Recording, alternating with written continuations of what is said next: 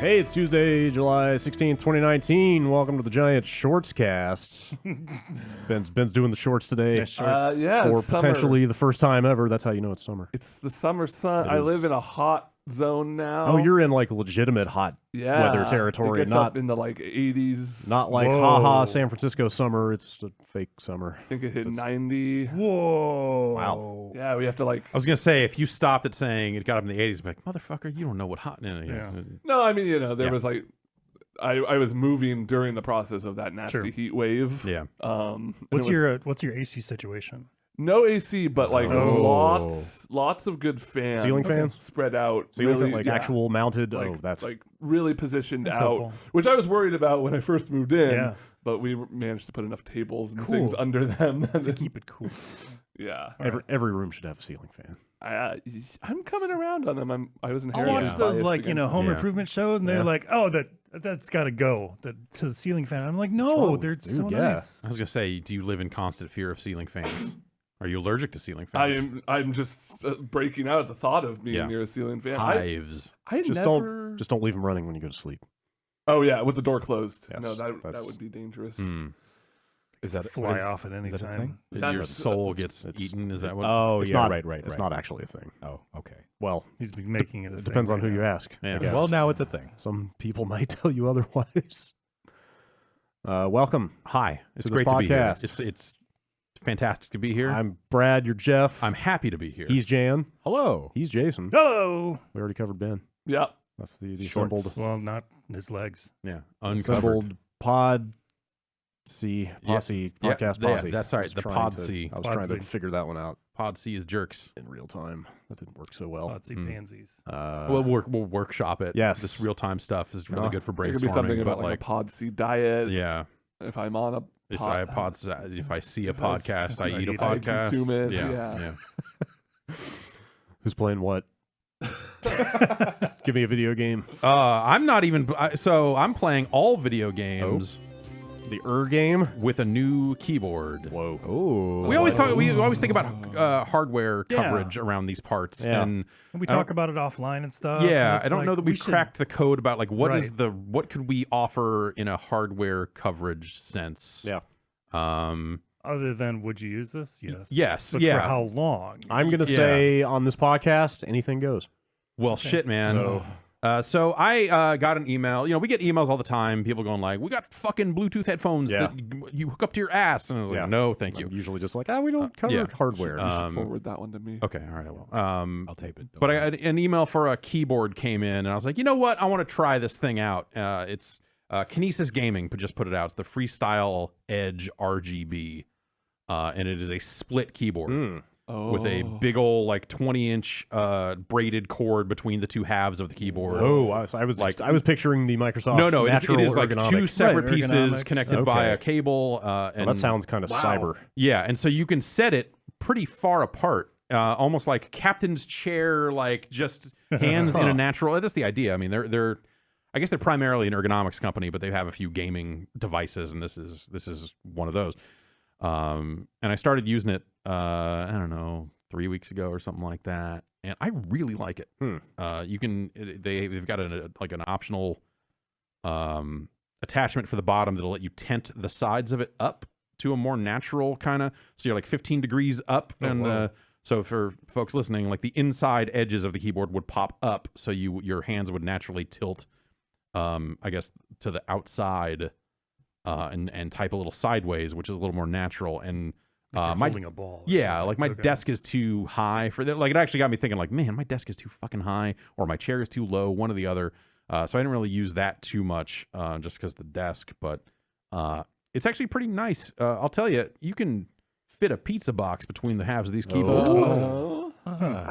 They say things like you could put a joystick or move your mouse or whatever. I'm like, Right. yeah, like Or a pizza box would yeah. fit between them, which can come in handy. That's a standard size pizza box. Yeah, like a get an medium pizza. Oh, gotcha. You know, Okay. like Like I a 12, 14-inch. Yeah. Something like that. You Yeah, get an okay. ergonomic pizza that's like half and half, and you just split the box down the middle, so it's like two. probably, yeah. Yeah. I mean, I don't, you have to get like something on the left side that's going to be a little more movement oriented, and Right, more some- toppings. Yeah. and then the right side, just nothing. My only keyboard, or the space that I have, I could fit a calzone, like a pizzone. Yeah. That's all that I could fit there. Yeah. But you're talking I'm like talking full like medium a full pizza. Wow. medium. I literally tested this out over the weekend. Deep dish.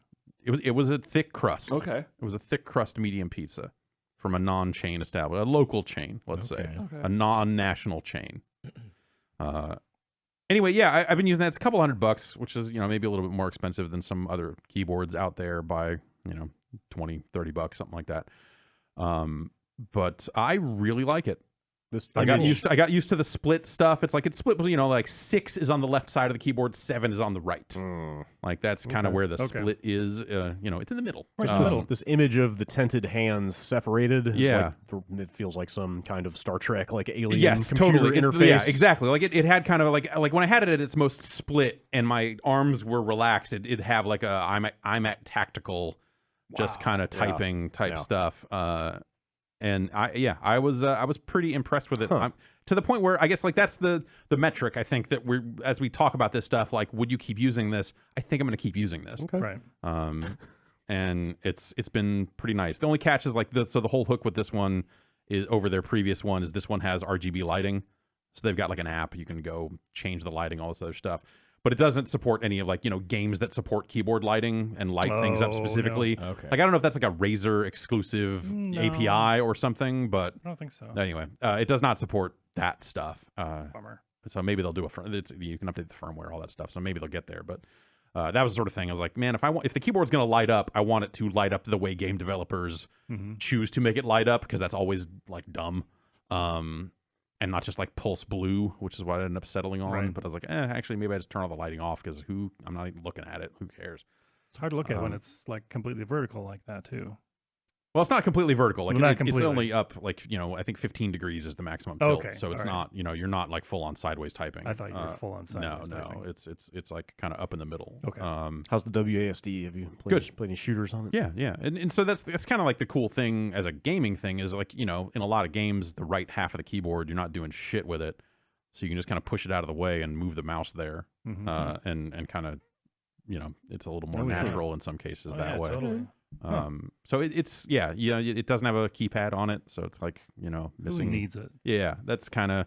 I need it when I'm I entering. like it. So I know. two-factor I do too. authentication was the thing that it was like, because you're holding your phone in one hand and using one finger on the other, and then it's like, oh wait, the 7 is on this side. Yes. It was like that sort of thing was the only time when it was like this. If this had a keypad, Even on a standard keyboard, having to go back and forth the row, yeah, I like the phone pad aspect. you can punch it in blind, all that stuff. This movement to get rid of numeric keypads, I feel like, is misguided. Well, I think it agree. makes sense for as a gaming product, right? Sure. Okay. I I saw now there are people saying the caps lock key should go. what? What? Are you, Yeah, it's nonsense. Why? What? It's fine. Claim is that nobody uses it and it gets in the way. That's Just on the Somebody numpad, reach out right? to Zodiac motherfucker. Yeah, right? Yeah. Get him Yes, there is an audience for sure. They've got some macro keys. So because it doesn't have a keypad, it doesn't have a scroll lock key, which I use in a handful of applications devoted to playing old video games. Because that is a specific key used in things like MAME and stuff like that. So, you can map macros and all that other stuff. Like a modern keyboard for gaming, you can map all kinds of weird macros and all that sort of stuff if you want. I didn't necessarily need that function, but I thought it was really nice to type on and good for games. And I think it's got the whatever's mechanical switches in it. Cherry. It's way quieter than the other Cherry switches I had in my previous keyboard that were waking up my damn wife from 3 rooms away. So, All right. Hardware coverage. there you go. There you go. What was it Hardware called covered. It's the Freestyle Edge Rgb from Kinesis Gaming. Mouthful. Yeah. Keyboards have to have names like that. They Yeah. can't just be called like. Yeah. It's got. The- I mean, the if Brian. anything, I think this could be edgier. It could be like like you could work the word murder. I don't know, like what because Razer's got all its Widowmaker, Freestyle. fucking widow. Freestyle Edge. But you can freestyle. You can Do separate that thing apart. 720 Benihana Yeah. and something. Absolutely. What if you flip them around?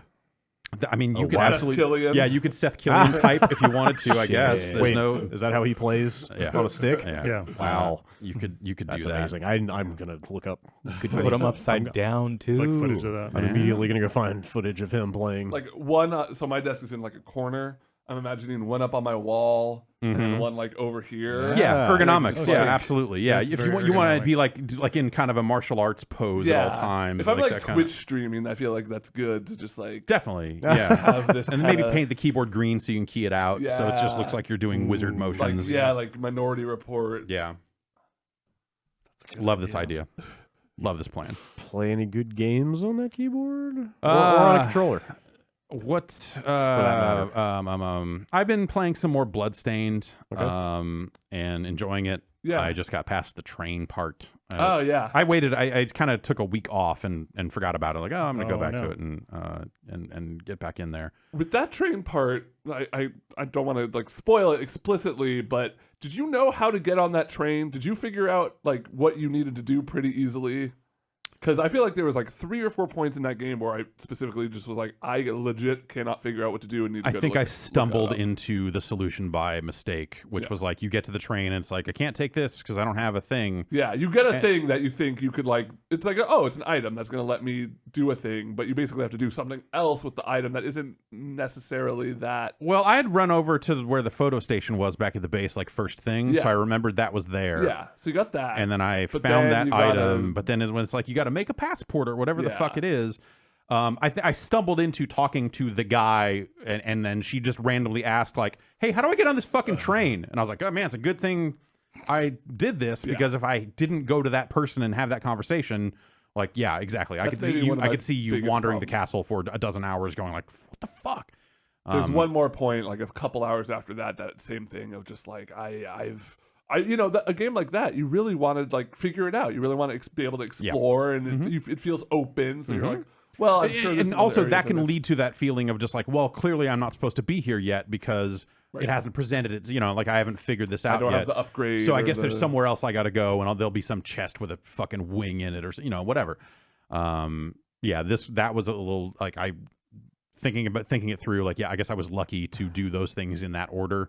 Yeah. Because without that conversation, without that guy saying like, "Oh yeah, I can do that for you. You just got to bring me a photo," and going like, "Oh well, there's that there," and all that Yeah. stuff. Like without that, I would have never. It never would have happened for me, but I happened to stumble upon those things in the right order. Yeah. And I've been playing more Apex. Like I've been kind of chipping away at it here and there. Season 2 and, in full swing. yeah, and just having a really good time with it. Yeah.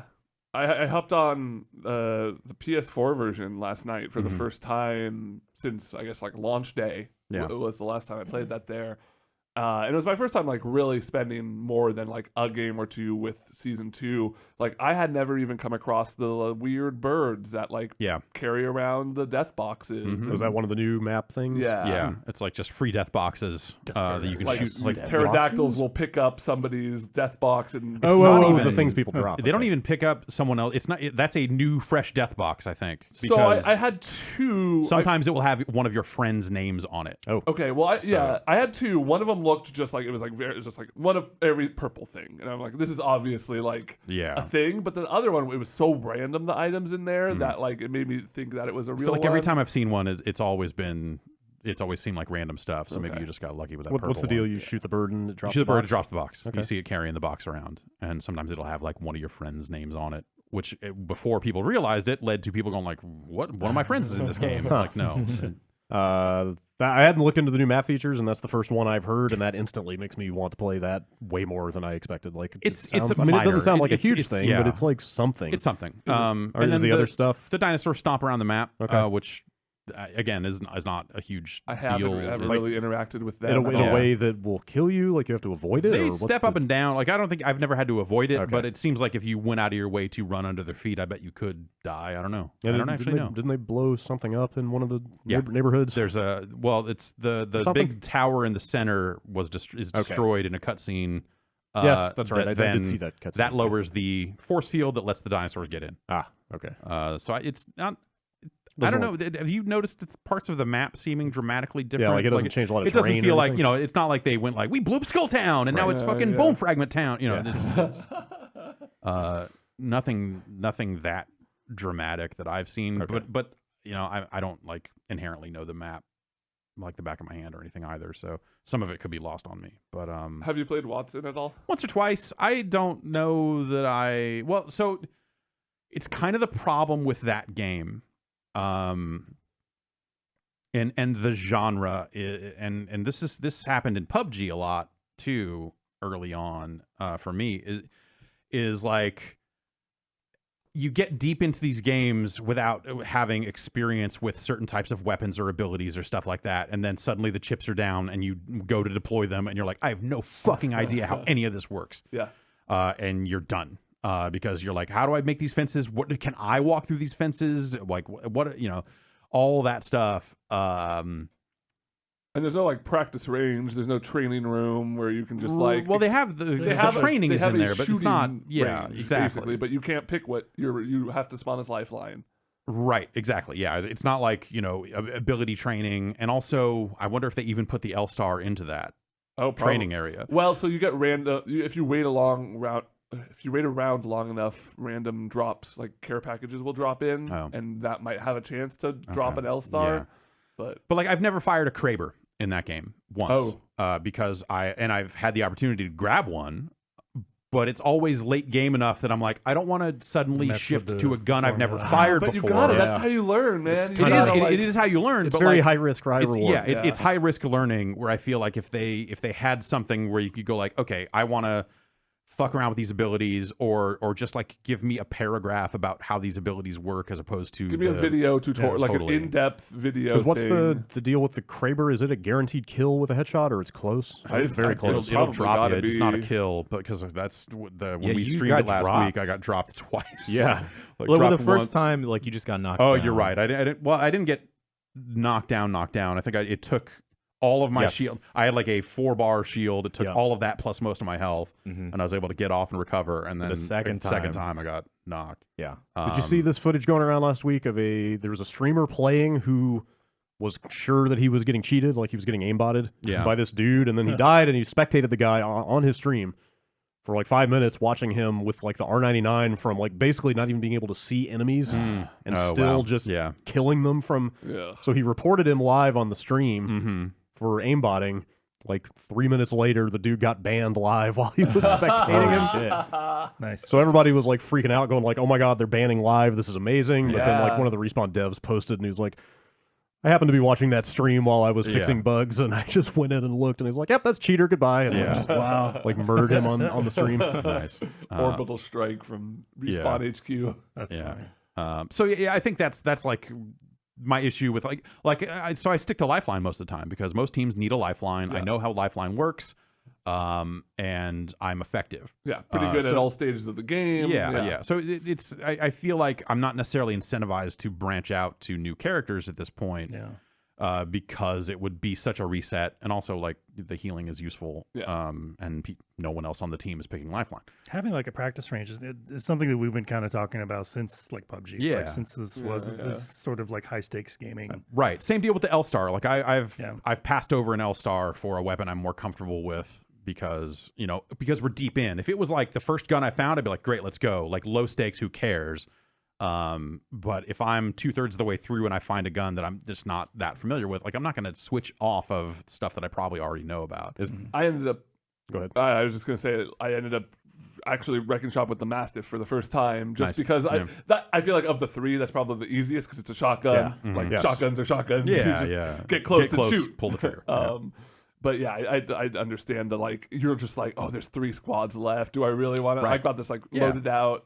Is the L-Star new for season 2? Yes. Yeah. Why do I feel like I heard that name before? Because you just played all that Titanfall 2. It was a Titanfall. Yeah. It's the one. It's the one that like is that the one you pick up off the robots? It's the one in Titanfall 2 that wasn't yet in Apex. Okay, it's the one you pick up off those robots, right? Totally. Is it so it's in that drop pod tier with the Kraber? And the gold tier. No, is it always? Well, I've only found like a fully kitted out one in the dropship. I don't know that it'd be in the world too. I guess actually I've only pulled them off dead bodies, so maybe I don't know where they're starting from. So I guess those weapons are not in the tutorial shooting range. No. Okay. Well, they might have added them, but I don't know. As somebody who played the PS4 tutorial last night. All right, not there. Okay, good enough. Unfortunately, apparently the meta in that game right now is the alternator with that new shield piercing extender or attachment or whatever you want to call it. That like 4 shots will drop a purple shield to nothing. So you just like an the like fucking shitty LMG has become like an end game staple. Wow. And then they put a hop up in for the Mozambique. Yeah, I heard that thing was apparently makes actually it, competitive like now. situationally good. Yeah. Wow. At minimum, I guess. I don't They know. like I had read the patch notes before like the season 2 stuff, and on paper it really didn't seem like they were that the gun changes were that instrumental. But playing and kind of toying around with, like the extended energy mags is a game changer. Like, totally. Yeah. That heavy energy gun, I forget the name of, is like is that the Havoc? Yeah. Okay. Yeah, it's even better than it was before, which is crazy because I loved that gun before. Like they've done a good job of at least shaking things up. I mean, we'll see. Like if it's not always like visible. They've shaken things up in terms of how like just how things fire, how things feel, and the damage that you're doing and stuff. But yeah, it's not like we blew up this part of the map and blah blah blah blah blah. That stuff sounds exciting though. Yeah, it's a lot of fun. Yeah, I like that there's a free battle pass. Like I was earning rewards on my secondary account, which is nice. Like just some stuff on my PS4 account where I don't necessarily have all my characters unlocked and stuff. I'm still earning some prizes. It's a nice little small thing that keeps me want to keep playing. Yeah, I think we're gonna dig into that a little bit deeper later in the week. Yeah, that'd be nice. Should be fun. You guys got any other games you want to talk about? I mean, I got a couple, but I'll let you. Please. Okay. Yeah, go for it. Did anybody else play SolSeraph? No, I've seen some pretty mixed things about it. Yeah, it's the like on paper the check it out. We kind of made a new ActRaiser. Yes.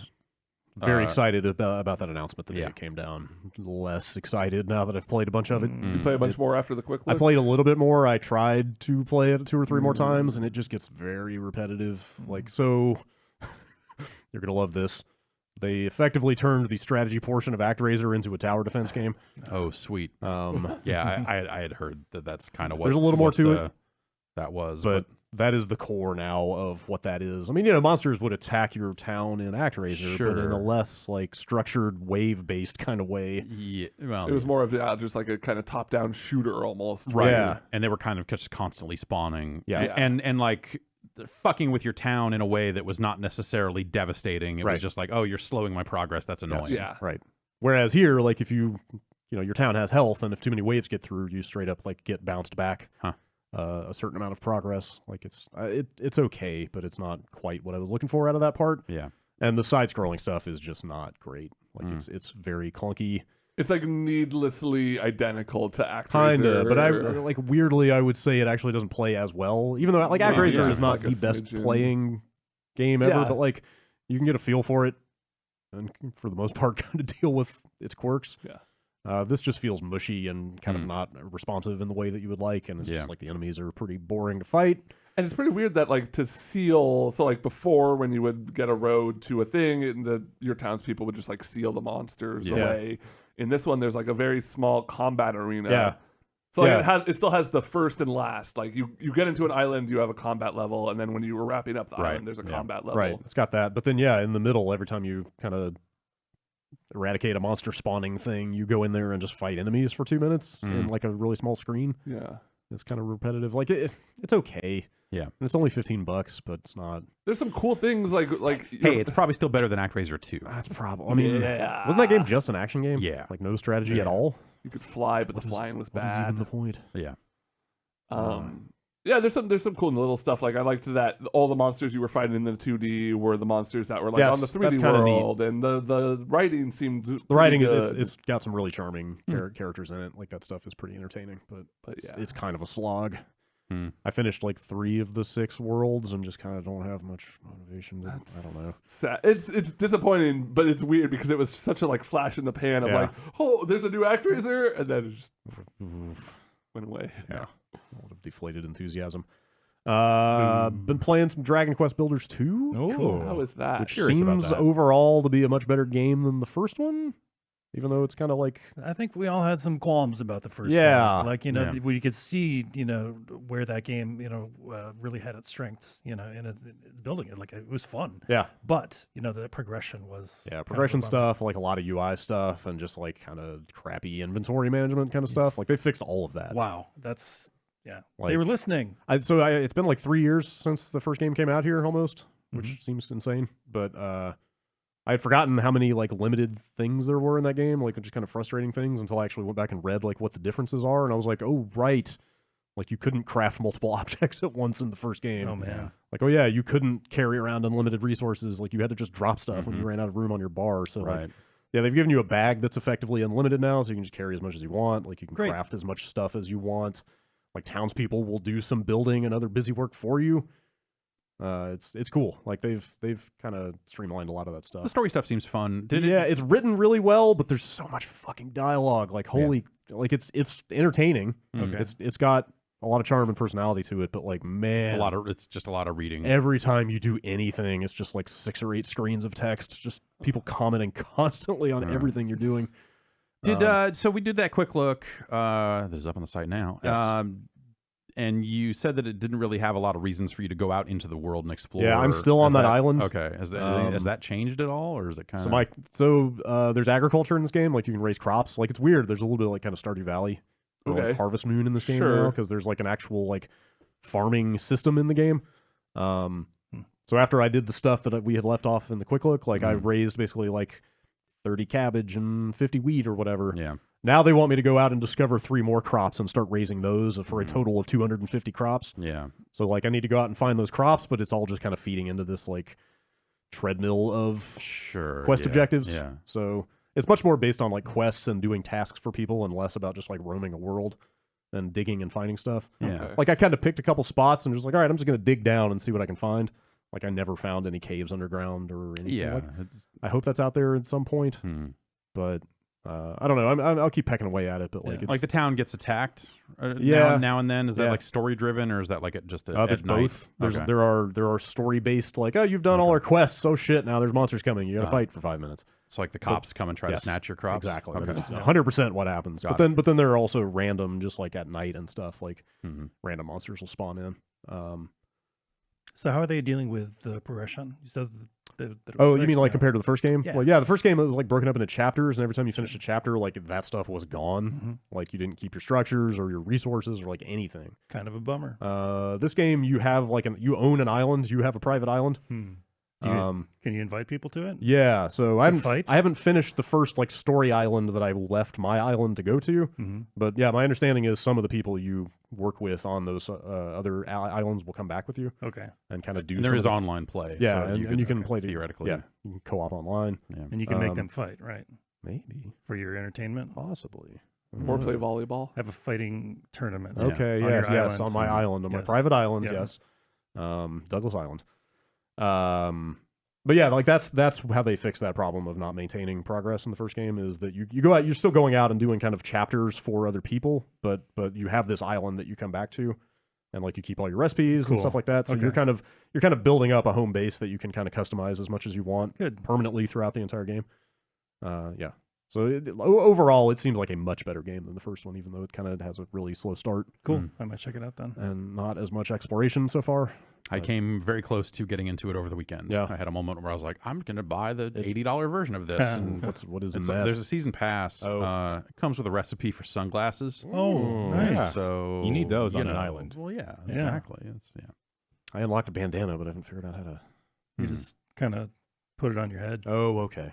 I see. There's only one hairstyle when you create your Yeah, character. it's a Dragon Quest Okay, game. fine. Fine. Toriyama only Spiky. knows one hairstyle. It's fine. There's like 8 colors, but literally just the spiky anime hair is the only for the male character. He can also do a kind of a bowl cut thing for like Trunks and yeah.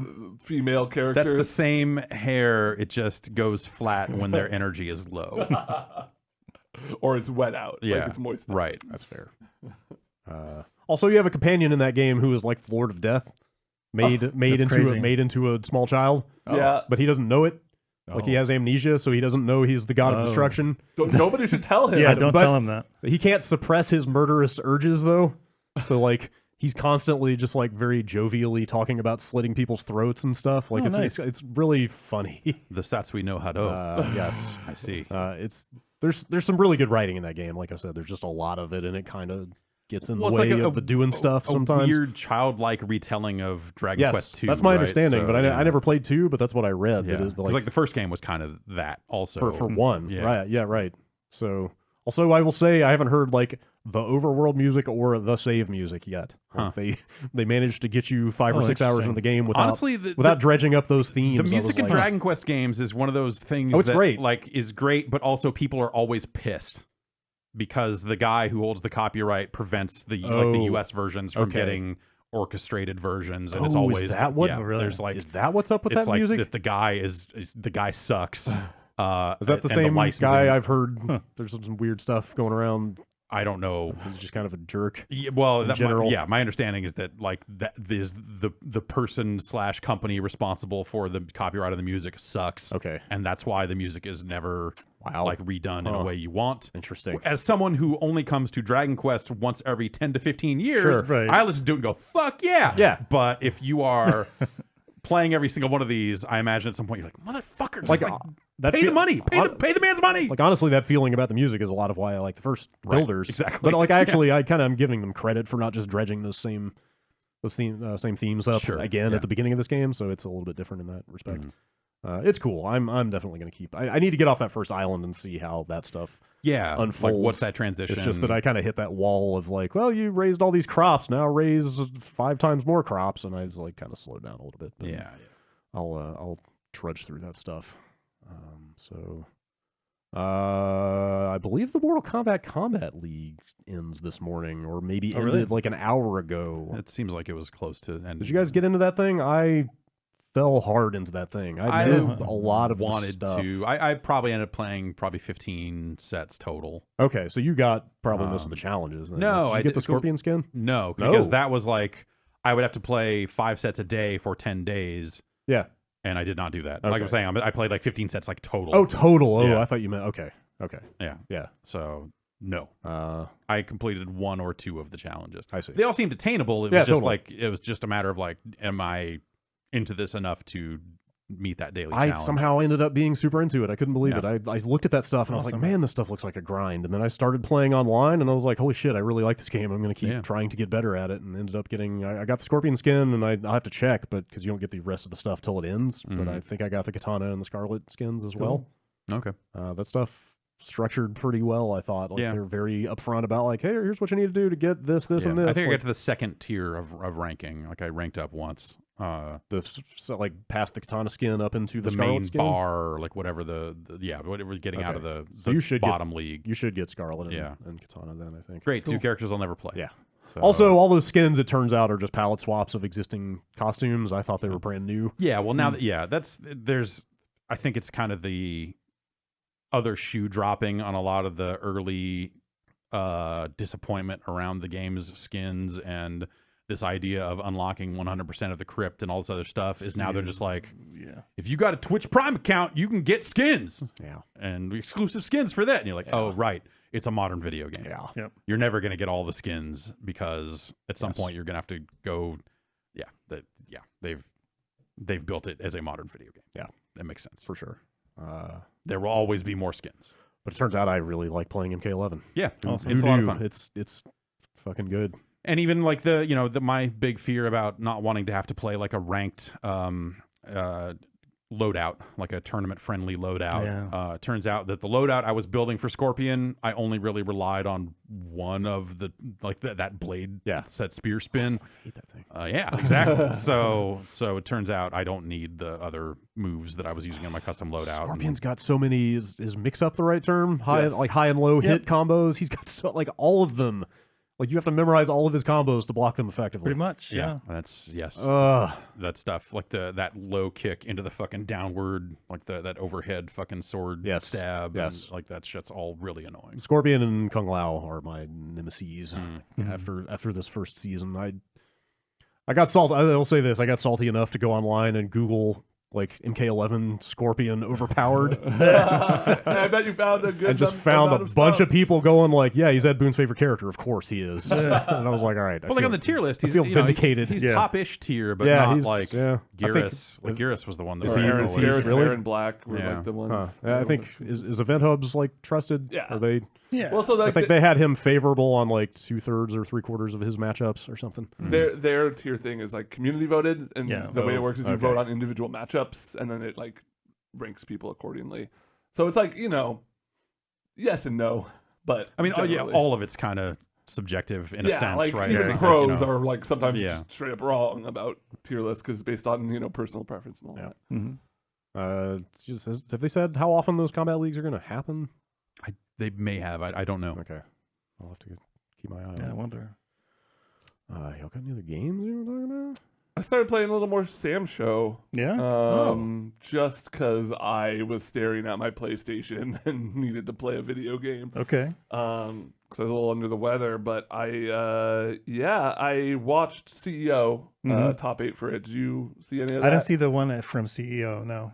It was really cool because Justin Wong just wrecked shop with Tam Tam all the way through. Yeah, and I missed that final. Yeah, it made me like nostalgic in a way for like old fighting game stuff. Just seeing like up because Justin Wong, he's still very good at fighting games, but like he's not the best of the best anymore. Is he aging out? Yeah, he has like a child now. Yeah, he's not living the life, right? Yeah, I mean, he's a business. He's ascended. Are he and Daigo like the elder statesman of the fighting game community now? One of, yeah.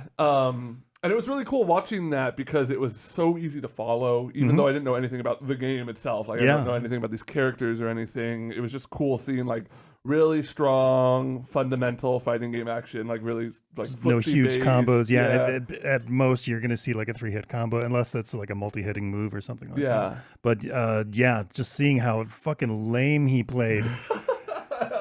It was so effective. Yeah, that was some pride. Like a lot of people don't know, Justin Wong had a real nasty reputation early on as just being the lamest player imaginable. Just like very good defense, right? Like in this game or in all games? In just in his general, style. So you mostly mean like not flashy, by lame, not necessarily, like turtling up a little bit. Yeah, lame traditionally in fighting games means way more holding defensive, down back, blocking a lot more, waiting for your openings a lot more than like going in. So a bunch of bullshit is what I'm hearing. Okay, but it was cool to see that like a game coming out in 2019 can kind of harken back to that earlier style of. Yeah, it's good to see that that stuff kind of still exists and people still like it. Like Justin Wong is like super loving the game. So is Samurai Showdown like the old man's fighting game then? Is that where is that kind of because it is so fundamental focused like into a nice little niche there that a lot of other fighting games more of the seniors tour more of like a head game than a reflexes game to some extent. Just like a head game and also like being really good at noticing your spacing and where you are, where your opponent is, what you think they're going to do. But it really is the new Bushido blade. Kind of. The unfortunate part was so I was inspired by that, so I hopped in and was just like picking a few characters in training mode, trying out their moves, trying out just like getting a feel for the game. Who are you leaning towards? Who's the dude with all the swords? 7 swords? Not Jubei. Shaft. Yeah, that Zoro. guy. I always forget his name. 7 swords. Right. Is the guy I like because he's got 7 swords and his heavy pretty cool. move is like it's like a ground. It's like almost like a power wave kind of thing that comes out. I don't know. It looked cool as hell. It was impossible for me to find a game online. Oh, really? I didn't go into I haven't heard the greatest stuff about the like even when you find a game. I was searching for ranked only, and I only tried for maybe 20 minutes. It has a thing where it will background search. Look, there is no such thing as I only tried for 20 minutes to find a match of a video game. That's not. You don't need to say only in that part. But it would just error out at like different stages before I found a match, right when I found a match, right when we loaded into the game. I never actually got to play, but it would just kind of maybe the rooms are better. I didn't try the lobbies, but I haven't been able to get a group together to play it. Unfortunate in that regard. That's a bummer. Yeah, but we should play locally. Yeah. I'd be willing to put a little more time into it now that I've kind of seen what it looks like being played by people who know how to play it. I can Wait till you see my Tam Tam. Oh, I don't want to sing a Tam Tam. You have to whisper it. Wait till you see my Tam Tam. I got a pocket Tam Tam. Everyone's got a pocket tam. That's true. Whoa. Did you see Evo numbers? I did. Pretty. I happened to have them open in front of me. I just happened to see that over there. What do you mean by number? The final registration numbers for each of the games. Good or bad? Oh, They're good. They're up overall. Yeah, it's up overall. Depends on your feeling about where fighting games are at as a genre. Or what a fighting game is. Or what is a fighting game? Oh, so do they not cap registration? Does it just take all comers, basically? They might have like a total entrant cap, but not for events. Because people can enter multiple games. Right. Yeah. So. I guess just real quick, Smash Ultimate was in first place with 3,492. Street Fighter V behind that with about 2,000. Then Tekken, Samurai Showdown, Mortal Kombat, Under Night, Dragon Ball Fighter. Actually, Dragon Ball is above Under Night. They were swapped for some reason. So Dragon Ball, Under Night, Soul Calibur, and Cross Tag Battle in last. I was surprised to see Under Night do so well, for sure. And then especially Sam Show. Came in fourth place or whatever. Yeah, a lot of people interested about that game. That's cool. Or I mean, a lot of people probably registered before the game was even out for that, just of like, oh, I'll play the new Samurai. I like Samurai Showdown. I'll play the new Samurai Showdown. Better register for this just in case it's good. Yeah. Or like it'll be a fun way to like, that I feel like that pool, you have the best odds of like making it out of your bracket of just like, oh, like nobody here knows how to play this. And you can get by on bullshit too. And if you don't know a bunch of people, like getting an online match is pretty difficult. So you'll fight people who've only fought AI. I'm excited for Evo. It's coming up. It's going to be my first time in a few years not going, which is nice because you always get to watch a lot more. Going to events continues to be the worst way to actually follow what's happening. You can stay sober and watch streams. Yeah, I'm not in Vegas. Yeah, you're not in Las Vegas. Just feeling your health just drain out of you every minute you're there. Mm-hmm. Yeah. No gaming pyramids. Yeah. Yeah. Or magic pyramids either. That's true. Yeah. Oh, what is this? Dragon Ball's third Evo? It is, right? Or did that come out last year? Second. Did Dragon Ball just come out last year? Yeah. Yeah.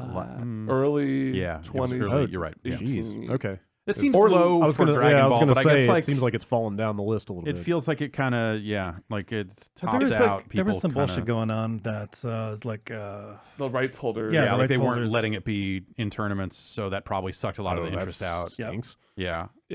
Well, they went back and forth. Like everyone kind of pointed at everyone else when it was like, "Oh no, it's not us preventing it from being played." Like it's just like I don't know. Yeah, at first it was like Namco or like Namco was getting the finger, and then they were like, "No, it's Toei," but then Toei was like, "No, it's this other company." So everyone was just pointing the finger, and nobody really knew. But that drained a lot of pros who were Dragon Ball players were like, do I really want to put in the time and resources if it might not be there, or maybe it will? Yeah, it's just not worth it. And the TOs are like, well, I don't want to get shut down. I don't want a copyright strike. So they're just kind of hands off with it. I think I don't hear about it being played. Hey, good job, everybody. Nice work on that one. But also like it seems like maybe the play. Well, maybe I'm wrong. I don't know. Like I got the impression that maybe like people kind of topped out on it a little, like that maybe it didn't necessarily have the depth. Like people got real good at it real fast. Well, like they keep throwing this game has. I don't know. They keep throwing in new characters, and people keep gravitating towards them. And I hear GT Goku is broken as fuck. See, there's still probably a shit ton to discover about that game for sure. I don't think it's peaked by any means. Okay. I'm just really excited for Under Night. Like, I want to watch it'll be really cool now that this game. Like, I watched it at the previous Evos where it was a side stream tournament, and it had some killers there. But this just seems like a really great, diverse lineup of games. Like it at least speaks to that end of fighting. Like I think it's easy to look at it and go like, man, Tekken is kind of long in the tooth. Street Fighter V feels like very ancient at this point. Yeah, this is like Tekken's like 6th or 7th fucking year. Like because they were doing it was out before. Yeah, it was the arcade version that was only available in Japan. Right. Yeah, it really has. It's been around for a while. And then you got some new stuff. You got obviously the new MK. Cross Tag Battle is another year. Yeah, it's like you're always gonna have a slot for whatever the current NetherRealm game is. Yeah. But I guess it's cool to see like Under Night in there. Yeah.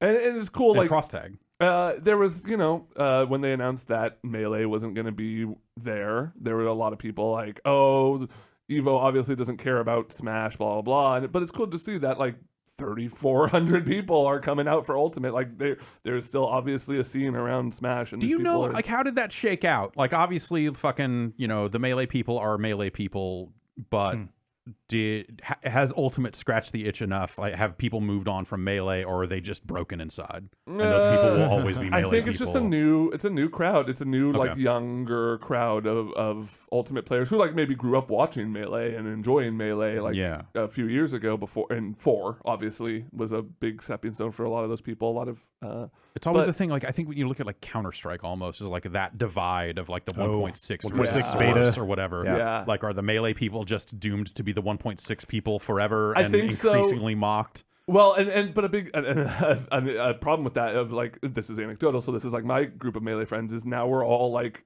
coming up on 30, and do you really want to learn a new competitive game from the ground up? When you're 30? It's a lot harder. Like you don't have the time to pour into it that you did when you were like in college playing Melee every night with all your friends. So you're just kind of like playing the game that you love because it was the game you loved. Like I mean that's probably not too different from me still sitting here saying, Mr. Do hyper fighting. Now that's a Street Fighter game. Yeah.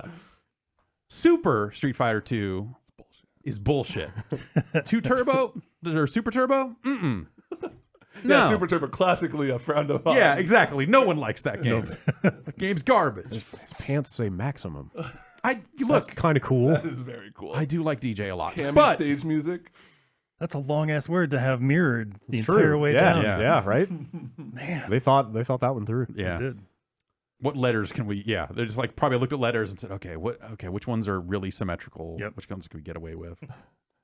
Genius. Evo's like 2 weeks away? Yeah. First week end of August, I want to say. First weekend of August. Yeah, wow, that is soon. That's pretty, that is soon. Super Bowl of fighting games. Yeah. Well, What do you think? What do you think's I'll next? watch Like them. what what do you think? Disneyland. No, but I mean like Street Fighter 6. No. Like, what? They still Well, seem super invested in 5. Hold those thoughts. We have perhaps user questions along those lines. Like, do you mean what's the next big like marquee fighting What's game? the big? What game is gonna like shake this shit up and topple registrations and be like, okay, this is now like if not number 1, then number 2 for next year's Evo registrations wise? Like where, we really thought Dragon Ball was going to be the one. Yeah, to and it bring us was all for together. the first year of like kind of this big thing, but like that's I think what I'm like becoming increasingly interested in, like looking at stuff like this and go like yeah, you're right. They seem increasingly invested in Street Fighter V, but also there's no upcoming announced content for that game, right? I guess we'll know in a couple weeks if they've got more stuff. Not as far as Season Pass is concerned. Right, yeah. So I don't know. They're still going strong in Marvel versus Capcom 4. We're gonna pretend Infinite didn't exist. Love it. Or they just play Tekken. Yeah. Yeah. All hands in Tekken. The real Seniors League. Yeah. I checked out Tekken a little bit. Seems all right. It seems a little chaotic. Yeah, I think Jan, you've been playing it too. Yeah, I've been playing a little bit of it. So it's a card game, right? It is a card battling. Card what if collecting? I told you it's like Clash Royale? Wait, that's not a good thing. Well, how though? So you're well, no, I mean like I'm listening. Clash Royale is one of those weird games where like yes, your units are on cards, like visually represented as cards, but the actual game is more of like an action strategy. Yeah, so Tekken, like your stamina meter is building up, and then each card costs a certain number of stamina points to play. Okay. And positioning matters. Okay. And then timing matters also.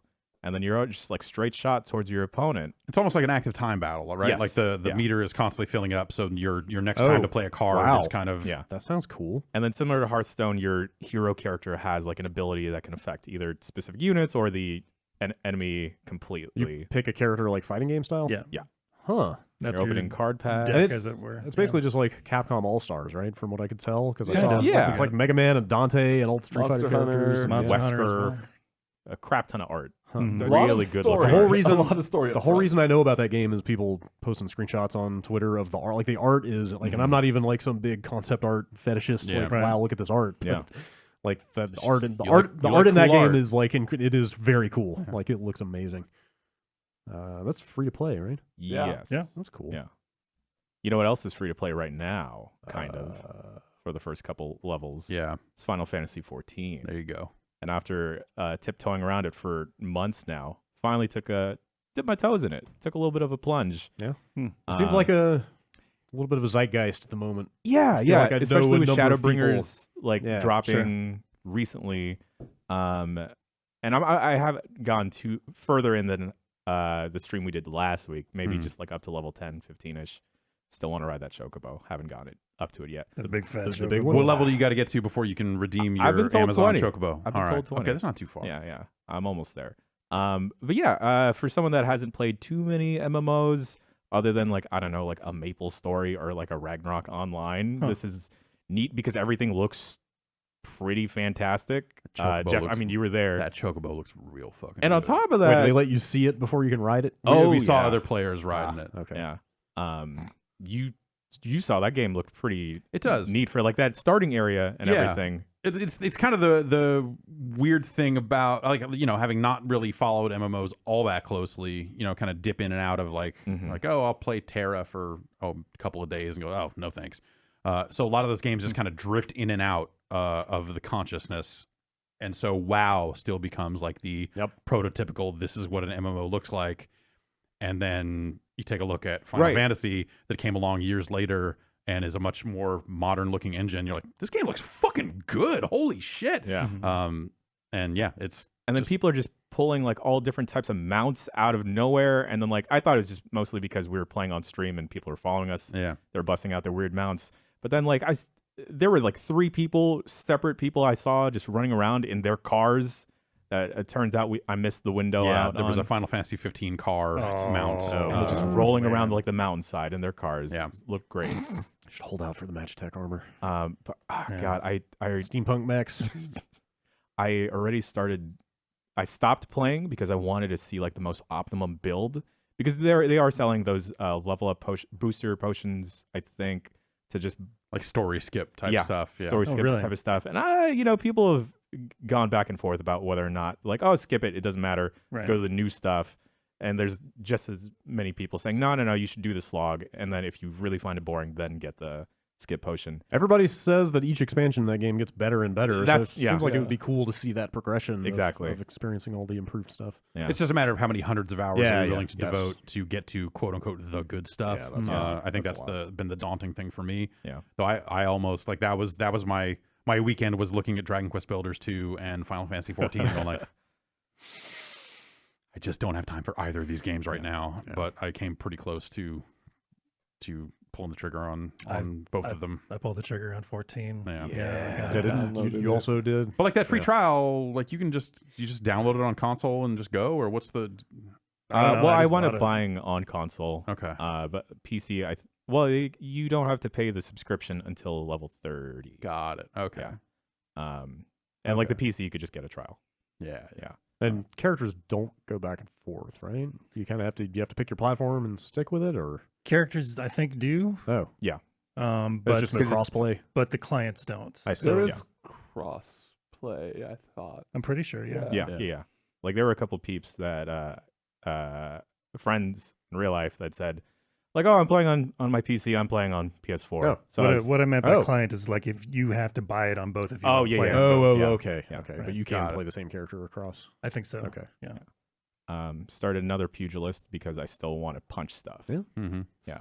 Long history of punching things in Final Fantasy games. But then I started looking at like min-maxing everything, and I just want to eventually get up to that gunblade they just added. Oh, I saw that. Yeah. Everything looks so cool, but then that's level 60. I have to do so many other things. God, I'm just gonna be in a deep hole for hours. Gonna play the emo class. Yeah, hell yeah! Give me a sick leather jacket with like the frills. Fur Yeah, the frill. Oh yeah. Yeah. Scar across your face. Dude, give me your best nothing personal, kid. I'm too shy. You can never do it then. You don't earn the gunblade unless you can do it. All right. Well, I'll have to earn it on like a video or something. Yeah. Okay. Yeah. How many classes or is it? It's jobs, right? Like how diverse are those? I know there's like dancer. Is there like blitzball asshole or? Yeah, that's the prime one. Yeah, blitzball asshole. Daddy issues. Is that a check or is that just assumed for all characters? Yeah. Okay. Well, that's just a costume. Okay. Across There's the a board. Sid class. Oh, yeah. Let me see. There's like a bunch because I think one of the last expansions like added more jobs or classes at level 50. I want to say. Mm-hmm. Because now you could be a samurai. Can you be a dragoon and fucking jump off the screen and come back in? And I should hope so. Yeah. Oh my gosh. There are a lot of classes in this game. Right. Yeah. And like you have to be a disciple of war to be I was some of them. just going to say the website has them all broken up into disciples of war, disciples of magic, disciples of the hand, disciples of the land. That's me. Those are the That's a lot of classes. Freestyle over Organic. there. Jeez. So I assume land is like pet classes, hand is casters. Well, they have No, magic there's is disciples of casters. magic. Hand is probably punchers. Disciples- Oh, No, okay. dude. All right. Punchers is part of war. Oh, it's like Yeah. crafting. Yeah. So hand is Okay. like carpenter, blacksmith, goldsmith, culinarian, Oh, I want to be a culinarian. leather worker, Like the Steven Seagal of Final Fantasy. disciples of the And land. I'm gonna have 2 ponytails. Nice. Oh, land is just miner, botanist, and fisher. Fun. No, I could spend hours fishing probably. Those are sub jobs, I'm guessing. Weird. I did not expect Final Fantasy 14 to become the game of the moment. Yeah, I from Around friends, they've told me Shadowbringer is like the best Final Fantasy game they've I've ever heard played. that. Well, I've heard actually, that you know too. what? I guess people have stuck with it so much for so long. Like so Sure. many people we know have like an interest Yeah. has been building to the point that, of course, there was going to be that expansion that just got everybody, Yeah, it's Curious just enough. almost a shame that like there's no optimal way to Experience just it. get to that stuff Yeah. without compromising one way or the other. Yeah. And I think that's unfortunate. it's but a- also, like for the people that are in it, like it means that they've got this ongoing story that is still ongoing and getting better, which like awesome for them. Yeah. Mhm. But it makes it a little impenetrable, I think, for new players. Does anybody know if the Yoko Taro dungeon is in yet? I assume I don't would- believe it I is. figured I would have Really? heard about I it think if it it's was. soon, or The Yorha dungeon, right? I thought I saw some. Is that what it screenshots is? of I Is it think like so. okay. yeah, I just want to experience that. And then 12 is supposed to also be in the game. Oh god, you can feed bunnies and stuff, and crystals. You can be bunnies and crystals. Rabbit ears and gun blades. Oh god, dream come true. Yeah, indeed. What happens when they put Donald Duck in that game? Do not get me started if There's- they add Kingdom Hearts shit to this. There's no warlock class. That's not going to happen. Because he's like, the master warlock. That's right. Yeah. Do the ending of 3. Can I show you guys that scene one time? Jeez, oh man, I almost cried. Yes, I almost cried because of yes. fucking Donald Duck. you can show me the ending of Kingdom Hearts 3. Oh god, man. When Anybody he did else? I will not. I have to finish one. It's true. when he did that Zeta flare, he almost. Oh, okay. It evoked I mean- Pokemon the first movie moments to me. So Ben, that might resonate with you. That's a big statement right there. That's a huge, because that is maybe the most emotional moment of my childhood. I'm just saying. Okay. I was looking at some Donald Duck orange juice at the store the other day, and I felt pretty emotional too. But Were your pants on? they were when I started, but when I was done, somehow they weren't. That's Weird. the power of Donald. Yeah. Just wants you to get your vitamin C. Mm-hmm. All right. On that note, how about we take a break and then come back and talk about the news? Yes.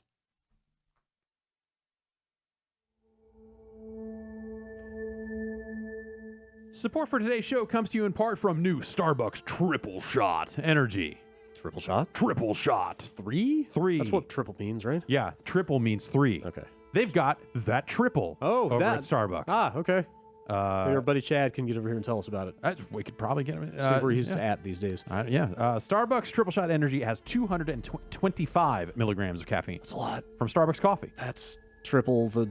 Triple shot. Yeah. It's got a hint of flavor, and it's enhanced with guarana, B vitamins, and ginseng for the energy to do what matters to you. That all sounds exotic. Yeah. It's available in 3 delicious flavors. This includes French vanilla, cafe mocha, Okay. and caramel. Hmm. Yeah. Yeah, sometimes you get to that point in the day Yeah. where you're just like, I got to wrap it up. I don't have the energy to do what I need to do. Sometimes life takes a lot out of you. Exactly. Just need a little of that liquid pep. Put a little bit of that life back in you Yeah. with Triple Shot. Chug this life. That's right. Starbucks Triple Shot Energy is right there when you need it. Within reach. Within reach at the local convenience store. Yeah, right in the you fridge. can get it, and it'll lift you to new heights. Yeah. If that's what you need, in 3 delicious flavors, as I said. That's what they call choice. Exactly. That's That's what- decide. hey, there's choices, and also it's choice. That's right. You can find Starbucks Triple Shot Energy at your local grocery or convenience store right now.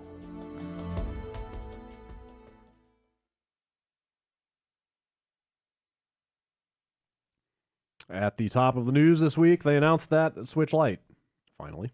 Yeah. Lite. Mm-hmm. Ben, we were wrong about that D-pad thing. Oops. Yeah. As soon as I saw those pictures, I was like, oh, man. Were you guys in the But the anti-D-pad camp? branding, the Joy-Con branding. God, The colors. Did I sound like that? No, I sounded like that. Yeah. I'm just going to read the top, like, 3 sort of headers on the actual, like, the official Switch Lite site. Hit me. Dedicated to handheld play. The system for gamers on the go. The Nintendo Switch Lite is designed specifically for handheld play, so you can jump into your favorite game wherever you happen to be. So I can hook it up to my TV, or what? I happen to be in my living room looking at my TV. I don't leave the house much. Is this the console for me? Probably not. Shit. Yeah, it's funny because if you scroll down to the bottom of this site, they have sort of like a straight up infographic feature comparison thing.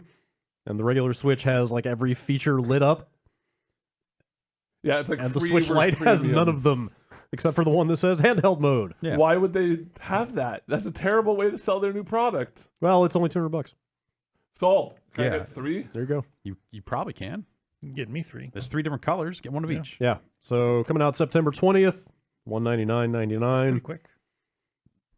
Gray, yellow, and turquoise. Mm-hmm. I like that yellow. Yellow's the good one. Yeah. I think so. There's the Pokemon one also. Yeah. right? Oh, God. I think that Pokemon one is maybe the best looking one. Yeah, but that's not a launch one. I mean, of Oh, the I know. launch Yeah. 3, Yeah.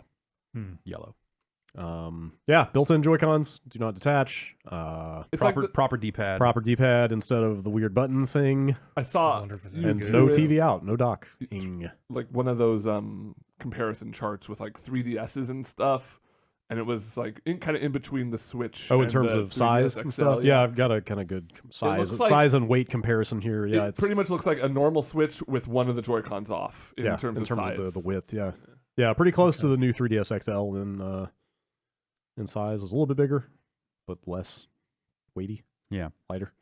Like I saw like the 20% or 30% more battery light number floating Yeah. around. Yeah, something like that. Yeah. Yeah. It didn't seem like a Okay. huge change when you look at it written out as hours. Depending, Yeah. That obviously depends on what game Yeah. you're playing. I and think all they that were other saying stuff, like and- 3 hours on the regular Switch for Zelda and 4 hours on this thing. So Yeah, it's like, okay, more, but not yeah, it's still massively not- more. Not Yeah. massively more, especially for a console that's designed to be your console on the go. Right. Yeah.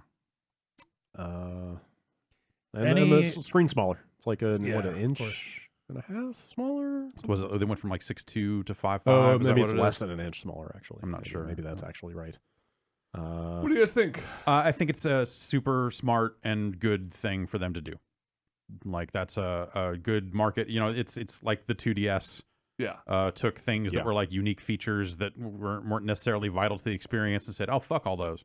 Let's sell this to kids and get a bunch of them out there." Like, yeah, That's totally. kind of the best use case Yeah. I was seeing. Is like families that Right. would like a second Switch, or like a console specifically for like a teen. I think I was personally hoping that when they did this, that it would still dock. That is my Yeah. the only hang up I have about this. Like I think the model is exactly what they should have made. I just wish it would still. Yeah. Yeah, so that's the thing that makes it kind of not for me at that point. But I still like whatever. Like as more and more games come out with Pokemon coming up, the likelihood of people Animal Crossing, like the likelihood of people wanting multiple Switches in their home is only going up. Totally. If Like you got kids, if you got my girrtherriend is going to need a dedicated Animal Exactly. Crossing That's- machine that because is- I yes. can't let her just have my Yeah, Switch but for 6 my months. wife is going to need something Totally. to play Bayonetta and Animal Crossing. And this will all, work so- for that, but it's just kind of a shame that they couldn't also drop it into your existing dock. Yeah, but also like she is never going to drop Yeah. the Switch into a dock anyway. Plenty of people, and- people totally won't care about that. So yeah, like in that case, like a smaller unit with a better fucking D-pad on it, that's great.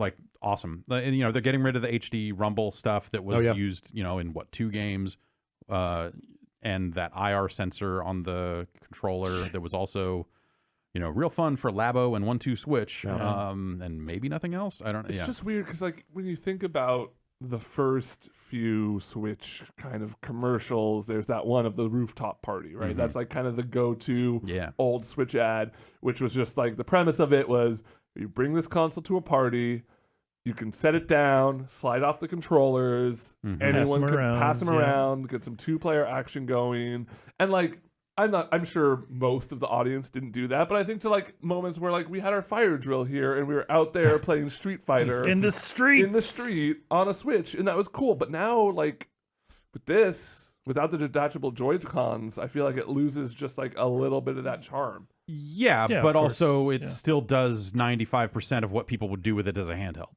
You know, like it's still, I mean, sure, yeah. Like, yeah, that charm is fun and all, but like in realistic, like people actually using the Switch, like how often was that? And if you really are dedicated to that life, get another set of Joy-Cons. You can still tether other controllers to it. At that point, there's no way. To be fair, this thing doesn't have a kickstand on it, so you can't stand it up. So, oh no. Yeah. Well, yeah, but if you can't really do what you're saying. Like, yeah. You'd have to. Well, player 1 is holding it while player 2 is looking. Yeah, that's how we play Street Fighter in the alley. Yeah, I mean, in the streets, I was holding it. Yeah, Jan had to hold it. We don't need a kickstand. Yeah. Not everybody has a Jan. They should get one. Contract me out to hold your Switch. Do you do parties? Yes. Oh, good. Only rooftop parties. Okay, fair enough. It's good to have Only if standards. he gets to keep the leftovers. So any mention of like account sharing or family sharing or That's anything been like out there. that? Like that info is out there. Okay. I still don't remember exactly how it works. They have, but they have a family version of the online account. Okay. That's like a discounted rate. Yeah, I don't think you even need that. They launched some kind of account, something with the online service last September-ish. Like they put out a FAQ basically at that time saying like, yeah, you can. It's limited. I think there's like. I heard it described as similar to the PS4 stuff, as like you would have a primary Switch and a non-primary. Gotcha. So you make it your primary, give that one to someone else. They can play your games, and then you can play your games on your not primary. Right. But you have to be connected to the internet to do it. But yeah, there are like limitations around like, oh, if this Switch doesn't sign into the internet for 36 hours, the games are disabled or something like that. But there is some of that. Okay. Yeah. Also, like with no docking, you lose any sort of ability to connect to like Ethernet for larger downloads, right? That might still work. You might still be able to plug in a USB-C to Ethernet. Like that may we don't know. Boy. We don't know. People will have to test. But it's harder. And oh man, could you imagine how much more excited people would be about this if it had some sort of like LTE or 4 or 5G? Not at all, because then it would have a monthly fee associated with it. On top of that, like I know a lot of people would be willing to like go in for a monthly fee if it meant they could have internet for their Switch anywhere. Yeah, like I don't know, play like Smash anywhere. I don't know about other providers, but on Verizon it's just a flat $10. It's $20. I thought it was a $20 device fee for like an iPad a month. Yeah. Holy shit! It was 10 last time I looked. But maybe I'm wrong. That was years ago. My understanding is it was 20. Like $10 a month to put it on your data plan would be totally doable. I don't know, man. I was there when the Vita came out. Well, the Vita was on 3G though. Like we're in kind of a different internet world. Also, the now. Vita didn't have any video games. Yeah. Yeah, but it had Nier. It had Persona 4. It didn't have any multiplayer video games. And by Nier, I mean the thing that was a location-based thing that you could get weird. Like you could actually play Tetris 99 on a bus over an LTE connection, and it would be totally fine now. Yeah. Like I would be super into that, but they didn't go that route. But then on the other hand, it's $199. Like that, they had to cut features at some point to get it down to this price level. Totally, it's hard to argue with that price. Like honestly, the games that are already available for that thing, it's easy to sit and go like, oh well, I wish I had this. I wish I had this. It's like, yeah, well, get a fucking Switch then. They still make those. They do. I mean, not to like this would just complicate the product offering, but like if there was say a like dockless SKU of the regular Switch for less, I'd be fine with that. Like I don't need two. I have one TV. I don't need two docks. But if I wanted to buy a second Switch that does docking, you end up with another dock. Yeah, but then then you got a road dock to throw in your bag when you go places. I guess. Yeah. I don't know. Is it gonna have a charger? I should hope so. Well, I guess it's not guaranteed. Though. Yeah, it's not guaranteed. Based on Nintendo's history with handhelds, it's not guaranteed to have a charger. I would. Yeah. I thought I read that it did, but I guess was it the new 3DS that shipped without one? That sounds right. And that was pretty common practice in Japan. Yeah. That was less common here when they did that. So weird. Like, what the fuck? Just why? Did they say anything about the touch screen being different other than like screen size? No, it's just smaller. I think same functionality, if that's what you mean. Yeah. That's kind of the long and the short of it. Yeah. I bet they will sell a lot of these. Yeah, it's good. It's good. It's the right time. Yeah. And yeah, I don't like the colors. I'm kind of with you. None of them are really doing much for me. Yellow's good. No, yellow is the color of children crying. To me. Huh? It's sad. sad color. Okay. Gross. I'm not going to try to argue. Also the color of the sun. It's gross. It's the color of Pikachu. The sun is truly disgusting. It's the color of Pikachu. Shouldn't that be? Yeah. Shouldn't that be the Pokemon? Well, that depends on how you feel about Pikachu. How do you feel? I feel great about Pikachu. Okay. I can't speak towards everyone's. I thought you were view. about to like drop a hot Pikachu take, although you said that. Nah, dog. Pikachu's a detective, a luchador wrestler. Pikachu's very versatile. He's a Renaissance man. Yes. I'm not going to get too deep into the weeds on this, but a couple days before the Switch Lite got announced, in fact, I actually found this story the Digital Foundry did after the Switch Lite got announced. I was kind of Googling around. They had been doing some digging and found that apparently a new, better, faster version of the Tegra X1, which is the chip that runs the Switch, is coming because it's also used in the NVIDIA Shield TV. And Oh, sure. Basically, we're digging into like open source documentation because that thing just runs Android or Linux. Right. And also, the thing people discovered on the Wednesday that the Lite got announced is that Nintendo filed an amended. Right. They did an amended filing with the FCC With the existing for Switch. the existing Switch to Where say. did we talk? Was this that stream that you and I did that this came up? I'm trying to think. We did talk about we some talked about hardware that a stuff. little bit. Yeah. Anyway, yeah. To cut to the chase, it sounds like the system on a chip is getting basically smaller and more power efficient and less hot.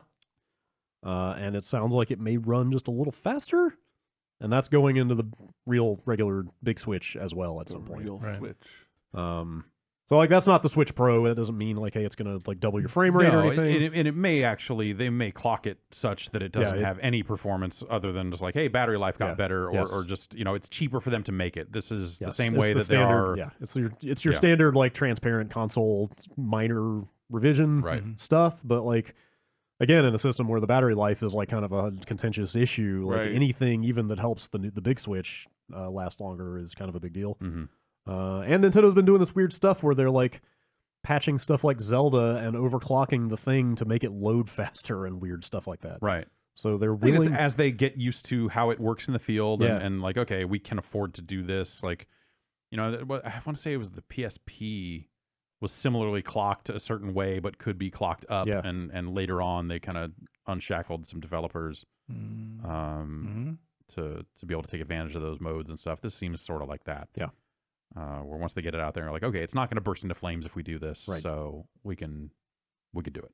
So there's some speculation in this article that like, hey, maybe this new Switch won't have as much of a fan in it, or no fan at all, and stuff like that. Like maybe it'll last longer, maybe stuff like that. Like nothing huge, but. Like if you were going to buy the big Switch at some point in the next few months, maybe wait and see if this. Maybe wait and see if this revision hits or what the deal if it's is. significantly better. It's hard to say, but and then presumably there would still be some kind of additional revision down the line. That would be the new Switch. Oh yeah, like the kind of rumors about the Switch Pro. Yeah. Right. Those came out of the same place that talked about this thing. Which right. And then at some point the Pro stuff kind of backburnered and. And dropped off as the Lite stuff picked up. Last time that got addressed, the reporting was basically like, "Hey, nobody at Nintendo knows exactly what they want to do with this." So it might be a while. So maybe they just kind of stay the course with these kind of incremental upgrades that get them better battery life and just kind of hang out. But anybody like chomping at the bit to get the Lite, or are you all going to stick with your regular for the time being? I will need one. I will get one, but it won't be for me. No, I don't see, like, I just have so many instances where I like want to show somebody a game, it's all slide in the dock, and I'm gonna stick with the. I really like the video out functionality. I use that a lot. I like that kickstand. Yeah. Wow. Yeah. That thing is so flimsy. I know, it makes me feel dangerous. Every time I open that thing, I think it's going to break off. I mean, I feel like the Switch as a whole, like my Joy-Cons both are just wobbly enough when holding it that I like the idea of permanently attached Joy-Cons seems great, but I can't give up. Yeah, docking. I bet that thing is built. I love to dock. Yeah, I've heard that. I bet the Lite is built like a tank. I bet that thing. Yeah. Like 2DS style, like fucking drive a car over it. Fuck it. Like, use it as a doorstop. Yeah. That's coming out pretty soon. Griffin has been getting into Mario Kart. Oh, yeah. He'll play it until the battery runs out. You're gonna be a 2-Switch household. Maybe. All right. If we can share, if I don't have to buy another Mario Kart, I'll get him a DS with the best Mario Kart on it. What's that? Just get him a DS. Oh, with the that best. has the best gotcha. Mario Kart on it. Gotcha. He likes using the touchscreen. I don't think the DS doesn't have a touchscreen. Right. Yeah. Well, it depends on it. I thought this was interesting. I'm sure Jeff will have something to say about it. I don't know how everybody feels about it, but RetroArch is coming to Steam. For what purpose? It's weird. Just to get it in front of more people. Yeah, that is their kind of initial stated. So RetroArch is the front end for the biggest to do what multi-emulator thing out there that kind of emulates practically every console.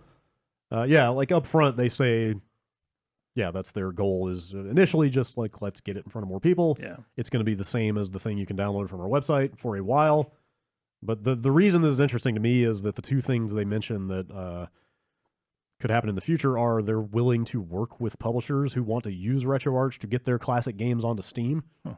Oh, right. Just kind of use it as a back end kind of library. That's, I mean, yeah, sure. Yeah. Seems like a good way for them to like have a foot in the legitimate video game business. Well, yeah, but like all of the cores that emulate, like RetroArch is a really fancy front end, right? Yeah. It's like users who are making those cores, right? Yeah, well, it's open source. It's open source, so like it's a lot of ports of other emulators, being ported into becoming libretro cores. Yeah, it's a unified library that they put all these into. And there are some cases of cores being advanced or things beyond their non-RetroArch, the non-libretro state.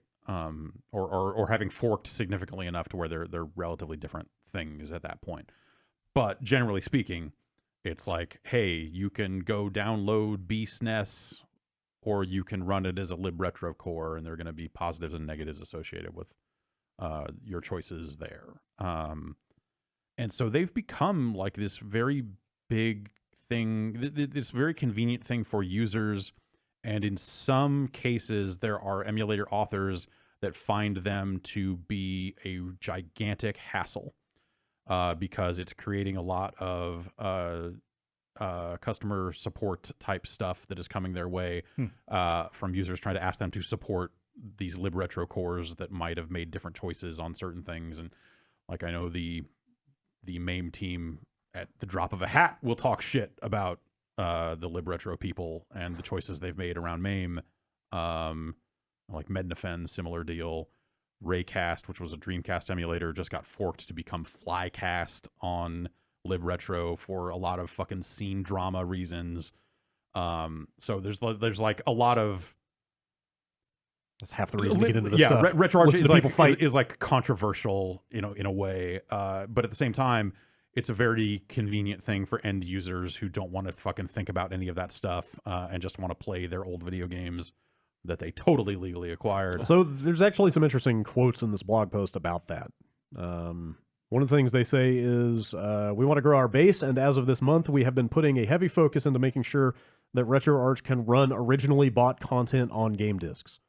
Yeah, they've added that. That's in their nightly builds have menu options for that now. So we're talking like straight up console games off the shelf. Put a disc in your Blu-ray drive of your PC and hit go, and also it can dump those discs. Oh, interesting. To a format that I don't think is like hyper accurate, like redump spec type stuff, but whatever, it should be. I'm surprised that stuff playing. wasn't in there to begin with, but it's just never been a priority, for most emulator authors. I think right now what's happening is you see people looking at the Polymega and really sneering at it as hard as they possibly can, and saying we can fucking do that. And I mean that's cool because I've got a box full of PS2 and I guess original Xbox isn't there yet, but and GameCube is weird because those discs don't run in a PC drive, right? Those tiny discs. No, you'd have to use something. You can't just put those in and. Well, usually some drives will have the. I know they have the tray, indent, but there is something about the format of those discs that I think you generally you want. Well, I've got a bunch of PS2 games at least that I could probably play this way. Like Neo Geo CD would be a case. Saturn, that sort of stuff would probably be a good candidate for that. I forget what the 3DO. They have a list of platforms that it works with. And now they just added PS2 support, like the emulator Play that they have brought into libretro is not as solid as PCSX2, but it is portable and multi-platform and all the stuff they need it to be. So hopefully that'll see some improvements. Yeah, it's fascinating to watch all this stuff happen. I think RetroArch is a really nice front end. I think the run ahead stuff they've done is interesting, but I see why people that are like accuracy focused. This actually was just like yesterday. I was like reading someone. It's like the sort of thing you see from the outside in. You're like, oh, this is gonna be some shit. Like someone went into like the fucking MAME subreddit and we're like, you guys should do this run ahead thing that RetroArch is doing. And it was just like, all right, I'm going to click in here and read. I know who's going to post this response and what it's going to, it was just like this long screed about like, yo, fuck that shit. And reading it, I was like, wow. Yeah, no, I get exactly why you would say fuck that shit. Also at the same time, it's kind of cool and interesting. And, you know, it becomes this weird fight for the end user that doesn't necessarily care about doing things right. They just want to do things easy. And that's why ZSNES was so popular for so many fucking years. Hell it yeah. works. Because it just like because to their eye it was just like, well, this is very convenient and it just totally works. It's like actually it's on fucking fire. It's a complete piece of shit. It's been surpassed you know, it's the same reason like RetroArch has versions of MAME that are like from fucking 2003. Because for whatever reason those just run better on a Raspberry Pi, or you know, they're trying to cater to end users at the expense of exactly what the main project was supposed to be about, which is accuracy. And so that's where I look at it and go like, man, that must fucking suck, because now you've got the MAME team getting support requests for a fucking however many years old version of MAME that their response is always just like, you should run real MAME. You should fucking run the real thing. We've been working on it for a long time. It's gotten a lot better since then. But you want to run it on a Pi through this fucking front end, so we can't fucking help you. And I get it. Yeah, I don't know. It's interesting that this thing is coming to Steam. You know, it's on Xbox One now. Yeah. Like legitimately, not through some fucking hacky thing. It's Don't you still have to reboot the Xbox into it's dev still mode? into dev mode, Yeah. but it's like, but it does. what I mean is you don't have to hack your Yeah. console to do it. It's in the store, or however you get it. Like Microsoft is not like barring it. Exactly. Yeah, it is not frowned upon. Do you think will it ever get to the point where you can just run it on an Xbox as an app without being in developer mode? I don't know. I don't know if Microsoft would approve that. Like, I feel like Microsoft, they already updated the media player on the Xbox to let you essentially watch like pirated movie formats and stuff. I mean, like, there's like, plausible deniability there of like, hey, what you do with these formats is up to you. We just support it now. I mean, MKV is a versatile format that is not just used by bootleggers, but it is often. But it is also used by bootleggers. And you should, whatever. I don't know. I feel like they have denied emulators in the past, like things that were just going on to, like they were being submitted to go on the store. Right. I feel like that stuff has been pulled or whatever. So they may not be okay with that in an official store setting, but also times have changed. So maybe they would be a little more lenient towards it. Yeah, I don't know. It's fascinating. There's just a lot of tremendous software out there now. And then as more and more of that software gets to more and more places, there's just a lot of fucking drama that surrounds it. Because you've got a lot of people that have been focusing on this stuff for decades and think it needs to be done a very certain way. And then you've got people coming along going like, why do you still do it that way? We're going to do it this way, and this way. And then they fight on the internet. It's always fun to watch a proxy war of never directly talking to each other. Right. Just end users asking for help and being told, hey, why don't you go tell those guys to go fuck themselves? It's fun watching the clash of egos that takes place in these scenes. It's open source software development. Yes, it always has been. So this is out on the 30th of July. It's free. Windows first, Linux and Mac later. Here's the one other thing they said that I thought was interesting. At the beginning, there will not be any difference between the version you can get on Steam and the one on our website. As such, no Steamworks SDK functionality will be present at launch or any additional Steam features. However, after the initial launch, we will begin exploring options on how we can start leveraging Steam's functionality as a platform. Cloud saves would be cool. So yeah, I was going to say, I wonder what those features are that would work with emulators. But I wonder if they could. No, that'd be too deep of a weird thing. So they have RetroArch has support for retro achievements. That retroachievements.org stuff is baked in to that now, and it's pretty rad.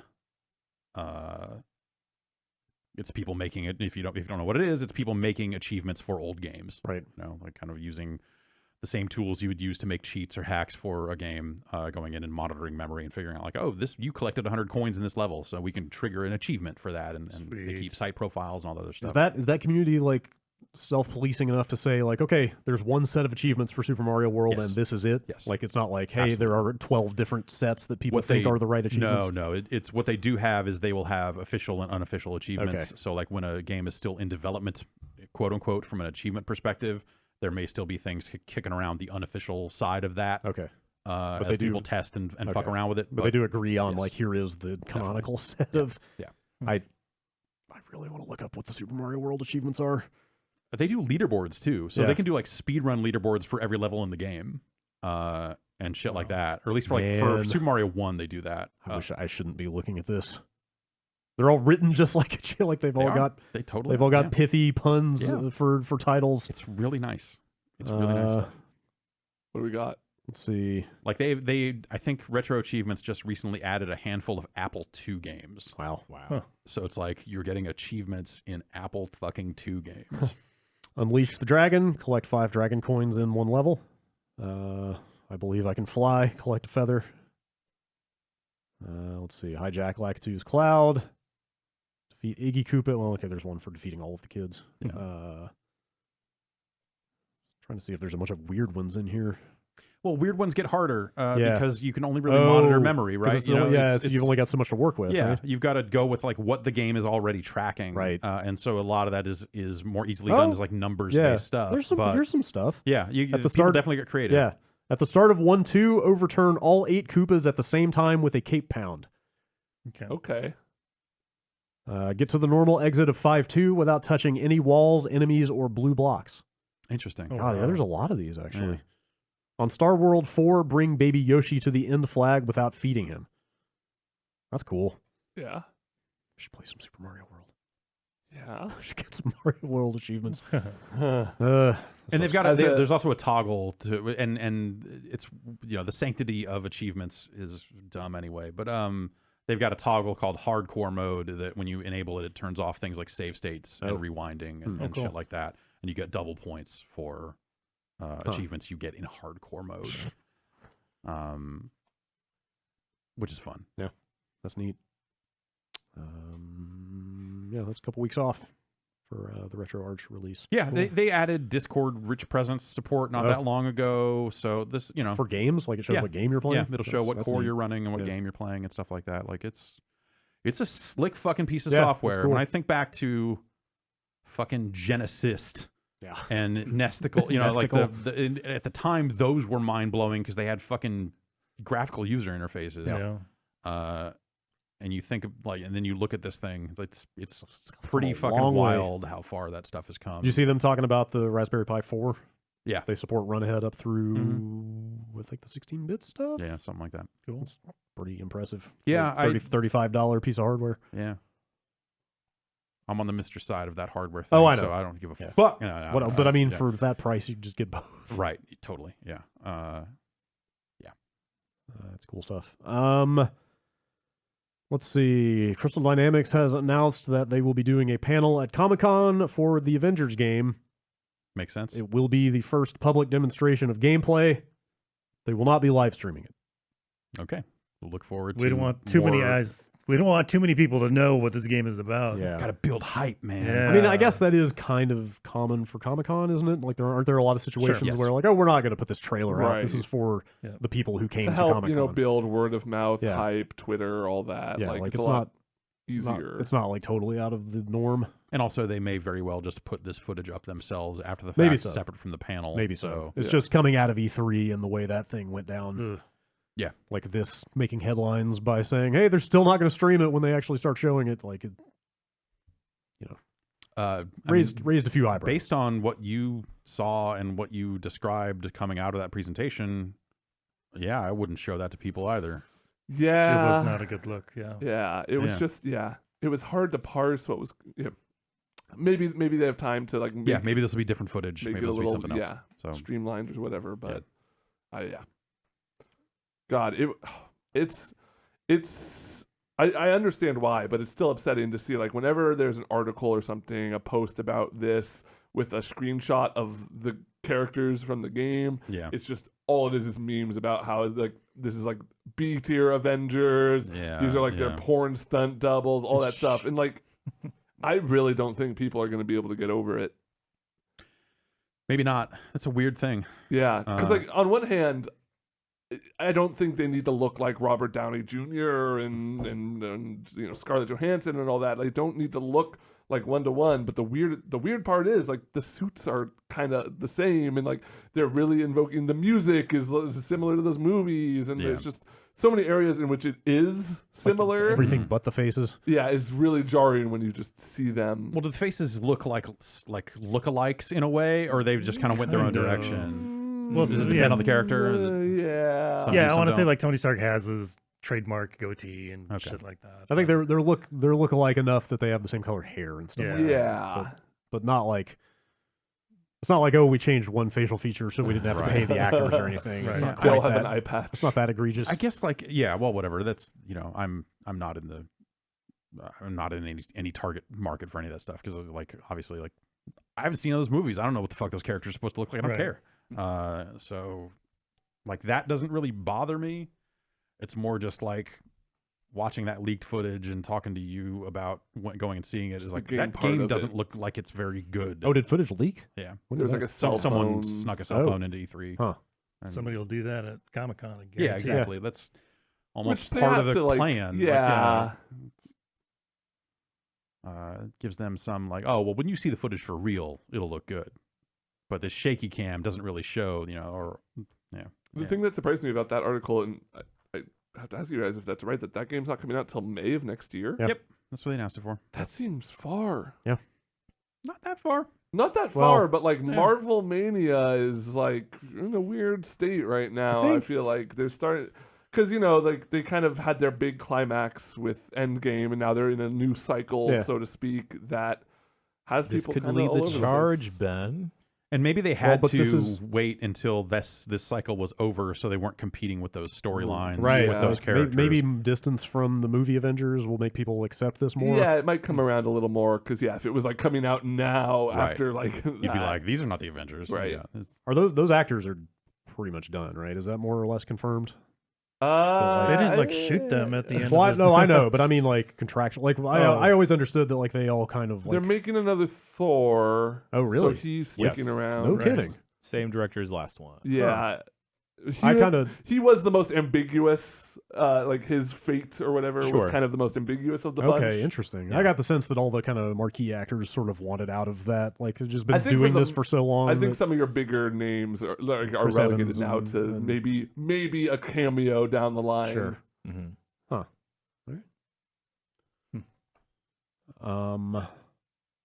Psychonauts 2 got delayed till next year, and like normally whatever games get delayed all the time for all kinds of reasons. I just thought it was interesting because it happened post Microsoft acquisition. Mm-hmm. They also got out there on Fig.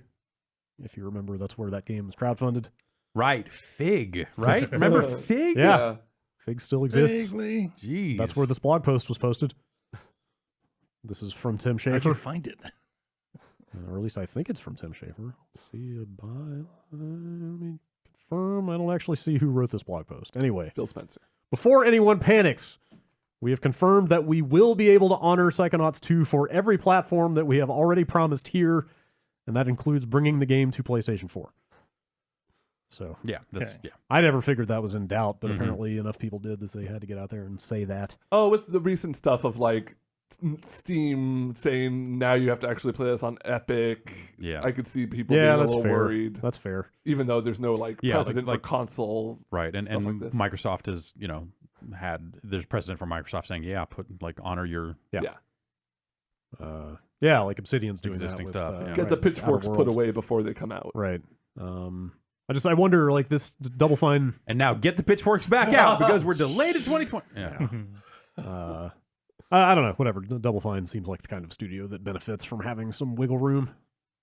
And Or it may be a some case extra of like time, now you know? that they've got some of the like resource cushion That's from what I mean. Microsoft, like they can make that game the thing they want it to. That's actually really why this seems interesting to me. Is that Yeah. maybe Microsoft is going to give them the time they need to really do what they need to do with their games now. If I was looking forward to Psychonauts 2 and I heard that they were going to push it back because they are now working with Microsoft. That would make me a little more excited, maybe, because that maybe means, the resource cushion like you guys were talking about, and maybe means they can polish it up a little more. Like I've mentioned it before, but if you've ever watched that Broken Age documentary they did, like they don't shy away from showing the sort of struggle to keep revenue coming in to continue funding their games. Does this does this paint like a grim picture for FIG in a weird way that like, hey, yeah, we were making this game as this crowdfunding thing to this platform, and then we had to go get acquired by Microsoft and take another year on top of whatever other time they had gotten just to get it out there in 2020. The last year and a half kind of paints a grim picture for FIG. I don't really. I mean, there are a lot of Rock Band FIG thing news. that failed on FIG. There's a good number of projects up on the front page. There's like a Jay and Silent Bob game that I'm looking at it there. Right. Wow. Chronic Blunt Punch. Yeah. From the people who did what was it called? I haven't even clicked on it. I'm gonna say it's a 2D side-scrolling beat 'em up. Yep. Super Combo Man. It is extremely a 2D side-scrolling beat 'em up. Snitchy Boochies, amigo. Outer Wilds was a FIG game. Okay. Okay. Wasteland 3, Phoenix Point. Okay. Like there's some stuff. Not a ton of stuff, but there's some stuff. Anyway. Psychonauts 2 next year. Konami got out and announced the full game lineup for the TurboGrafx 16 Mini. And release information. So forth. It's coming out March 19th next year. Just kind of still a ways off. Yeah. Just in Japan or no? Everywhere. It's a weird thing. So it's coming out in multiple territories, and there's different models. Is that based on territory? No, I think you can. Or can you get any of the three in any territory? All three models went up for pre-order on Amazon Japan. Oh, wow. I know that much. So they're doing a TurboGrafx 16 looking one, a PC Engine looking one, and I think a Core Graphics. Yeah. Okay. Which, I mean, same guts. I think it's just the case. Yeah. But I guess this is cool. I haven't decided. I think it's cool that they've all got the same lineup in every territory, as opposed to these other ones where it's like Japan gets one set of games, US gets another set, Europe gets even a third set. The weird part is that like the Japanese only games are not getting localized. So I know, like Snatcher. This thing will be so that's the weird one. There's a bunch of there are plenty of games that will plenty of Japanese games on here that you could just play. Yeah, you won't need them to be localized. Like Super Darius. Yeah, you'll be fine. Salamander. It'll be okay. Choaniki. Hey. Definitely gets its point across. Yeah. Kind of better when you don't understand. Yeah. Choaniki speaks the universal language. They've got the arcade. Isn't the PC Engine version of Ninja Gaiden the arcade version? Because that's on this list. I believe so, yeah. Like the weird one where you could like jump up and grab the light poles and do the swing cool around and stuff like that. That's a good game. Cool. Could one theoretically download fan translations? That depends on if that thing gets hacked and all the other stuff. So you probably. mean when? But yeah, there are a handful of Japanese games on here. Ys 1 and 2 and Snatcher are kind of the two that jump out at me. Rondo of Blood is like there's playable, a fair amount of text. You're gonna miss some, or you're gonna miss the story. Snatcher is the big one, I guess, because I mean that's one of Kojima's pre-Metal Gear. Well, I guess, and it's in mostly games, text-based, and it is an adventure game full of text. Yeah, like you're not gonna be able to play that if you don't. Right. Yeah, you're not gonna be able to get much out of it. Muddle your way through it by picking menu options without understanding it. Right, but not the ideal way to play it. Is that? I'm not super familiar with the lineage of Snatcher releases. Like it has come out in English here, right? Yes, totally. Yeah. Which the version? Sega CD version came out first. Yeah. Okay. Here and has become somewhat rare or somewhat expensive at least. Right. So I guess this is probably not that different from that in terms of it's kind of the same game. Yeah, kind of the same. Okay. Anyway, there are a bunch of games in Japanese on this thing that you will get a certain amount out of, depending on how much Japanese you can read. And also, like that lineup is good, but it's missing. It feels like a list that was come up with in Japan and not necessarily the games that it was known for in the U.S. Like, what Bonk is it? is not on this thing. Bonk's, let's see. Bonk's Revenge is Bonk's on Revenge, here, but not Bonk 1. I don't think Bonk 1. I mean, yeah. Yep, Bonk's Revenge is the only Bonk game on here. Yeah, and that's but we get an Air Zonk. I think that's Air Zonk is on there. Air Zonk is on there. No Keith Courage. No Keith Courage. No Keith. Damn. Keith Courage is not that good. No, Keith Courage is a bad game, but it was the pack-in. Yes. You kind of know it for that. Sure. But also, that game's based on an anime. So now I'm interested. yeah, I forget what it's called in Japan, but it is not called Keith Courage. They've got Kadash on here. Which is like one of Working Design's first games. I've never played it, but I remember looking at it in magazines when I didn't have a TurboGrafx and thinking, man, that looks cool. It's got numbers in it. Yeah. It's like an RPG, except your numbers. It's a side scroller. I don't know if that game's actually. It's no TV sports football. This thing's doomed. No, I don't know. It seems like a solid lineup. It's got a lot of names that you recognize. JJ and Jeff, Military Madness, Everyone recognizes it. Does it have the Japanese version of JJ and Jeff? Does it have Kato and Ken? I doubt it.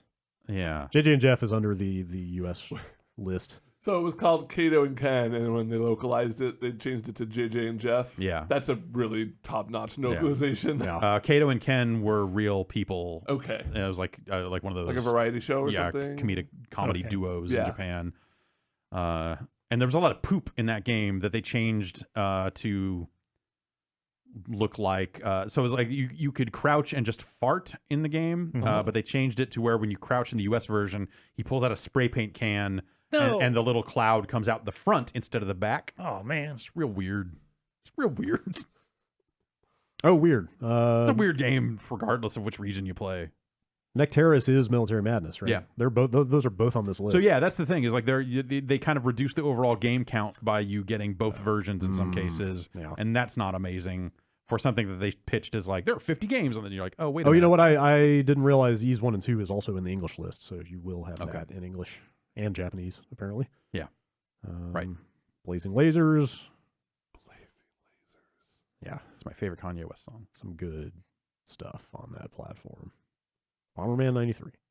That's the one. There you go. Yeah. Also, that thing gets pretty expensive if you, like a real TurboGrafx. Yeah. If you want to play actual 5-player Bomberman, you have to buy a multi-tap and 4 more fucking adapter. Controllers. Although weirdly, that thing has 2 controller ports on it. Oh, huh. Like the thing they're making defies history and puts 2 controller ports on the front of this thing. For people, if people don't know, the TurboGrafx had 16 had 1 controller port on it. Ooh. If you wanted to play more than 1 controller, you had to buy an adapter. So it's like a Switch Lite. Yeah, basically, pretty much. Anyway, yeah, that's coming out next March. I mean, I don't know, whatever. It's weird, like all of this stuff is easily obtainable if you want to go that route already. Right. But people like this stuff, and this seems like a surprisingly okay version of that. Yeah, totally. For this platform. I would probably get the core graphics looking one. Yeah, I'm not sure which one I'm going to go with. Yeah, I think, sure. I could see that. I think that's probably the best one. All right, last story. I feel like I keep forgetting that a new Mortal Kombat movie is on the way. Yeah. Yeah. They announced that it will be R-rated for the first time in the history of Mortal Kombat movies. It will be R-rated and it will feature fatalities. Ooh, which ones? I don't know. They have not said which ones explicitly. They're like, you're going to have to wait and see. I could just, I'll read the tweet from the writer of the movie. Since it's already been stated by other members of the team, I'm going to put this one to bed. Thanks, guys. Mortal Kombat will be R-rated, and for the first time ever, fatalities will finally be on the big screen. And no, I'm not going to say which ones. Technically, there were some fatalities in the Mortal Kombat movie that you saw. Scorpion's ice ball thing. Sub-Zero's ice ball thing. Didn't Kano get his neck broken or something like that? Or there had Goro kills some guys or something like that. I forget. But the first gory ones, I guess. Right. Okay. Somebody got set on fire. Like Scorpion did he did the thing, right? Or did Johnny Cage like get away or something? Yeah, it's not a fatality. It's not just a move.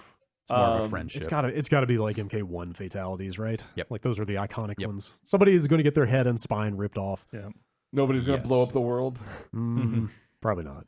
Although if they did that and then the next scene everything was back to normal, that would be amazing. Jax gets super huge. Like what if just every scene, even the scenes that don't have fighting in them, end with someone killing someone else, and then it's just like everyone's alive. That would be the most true to Mortal Kombat. Yeah. I'm guessing Dragon Fatality. Okay, sure. As like the big kind of I could see that. Kung Lao, right? Liu Kang. Liu Kang. The big like Liu Kang kind of They moment. did that in 2. Yeah, they did that Armageddon? in Annihilation. Armageddon, yeah. No, Okay. Annihilation. Annihilation. Armageddon was the game. That's right. Did they only make the 2 movies? Yeah. Okay. Because it there seems was like the kind of TV thing, shows I was going to and say, stuff, there could have been like made for TV movies or some nonsense. No, there was like Defenders of the Realm, the TV show, and there was a cartoon also, right? And then they just announced that what's his name from the Raid is playing Sub-Zero. Yes. I haven't seen the Raid, but that seems Oh, the things I hear about Yeah. the Raid, that sounds like appropriate casting Yeah. to me. if they just make a kick-ass martial arts movie where everyone is dressed up in Mortal Kombat outfits On like a ridiculous island. Yeah. That sounds fantastic. I mean, that's like Mortal Kombat stole that from cool martial arts movies. exactly, So, like, yeah. just do it. I saw their footage going around on Twitter recently of Joe Lieberman from the congressional hearings in '93. The two fatalities they opted to show to Congress were the head ripping and Kano's heart Okay. thing. Goodness. Those are probably the two. I'm going to say if you're- those two. I'm going to say those two Yeah. will be in the movie. Those are the two you would show in that setting of just like, Yes. look at this. Those are probably the two like quote unquote worst ones. Yeah. But punching off someone's head. Well, okay. That's comical though. I want to see somebody Yeah. explode into a bunch of rib cages. Yes, I yes. know they're probably going to Director's keep a cut. serious tone, but yeah. But what if they did a director's cut that extra rib cages was edition. toasty edition? oh my god. Fucking hold down and hit play on your Blu-ray player and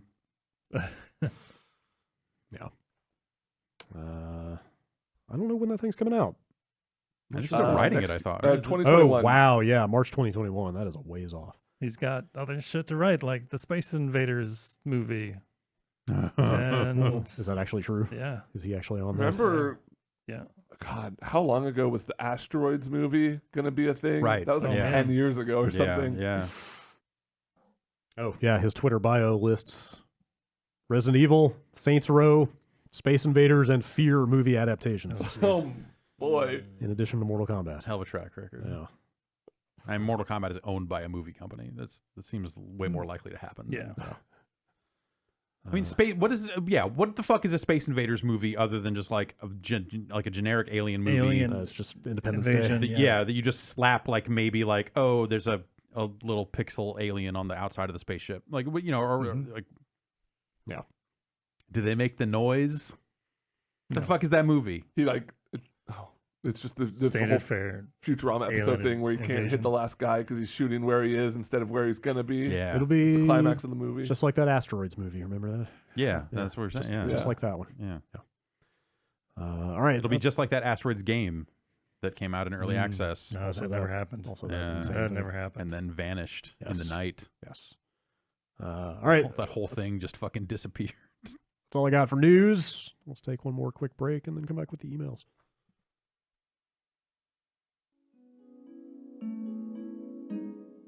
Having a credit card can get you into a lot of financial trouble. But Petal is a new kind of company that may change the way you think about credit. Petal's a new credit card company that wants to help you succeed financially. Their mobile app is designed to help you spend responsibly, which is especially great if you're just starting to build credit. With Petal, you can qualify for higher limits, but that doesn't mean you should always spend to that limit. Petal's app lets you track your credit card spending against your own personal budget. Petal wants to help you build your credit score. That's why they reward you with more cash back when you pay on time. Earn 1% cash back right away and 1.5% cash back when you make 12 on-time monthly payments. Petal is partnered with WebBank member FDIC. WebBank issues Petal's Visa card. It's about time there was a smarter, more modern credit card company that wants to help you succeed financially. Go to petalcard.com/bombcast today to find out more. That's Petal with a T. Petal. Petal card.com/bombcast. petalcard.com/bombcast.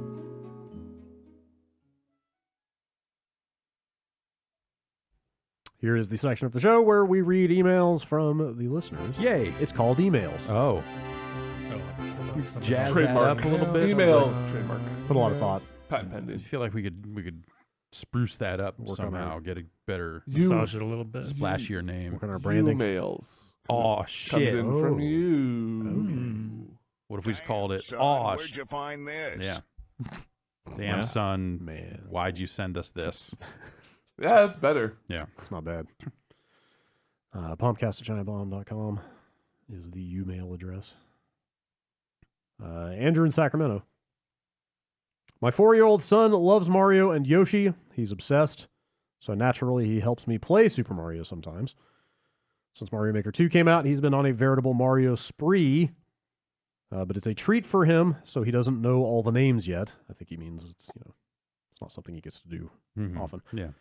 And the game doesn't explicitly say many of the names. That's a monumal. Yeah. The other day, he asked me what Yoshi eats. I said something to the effect of, well, he eats fruits, the shells.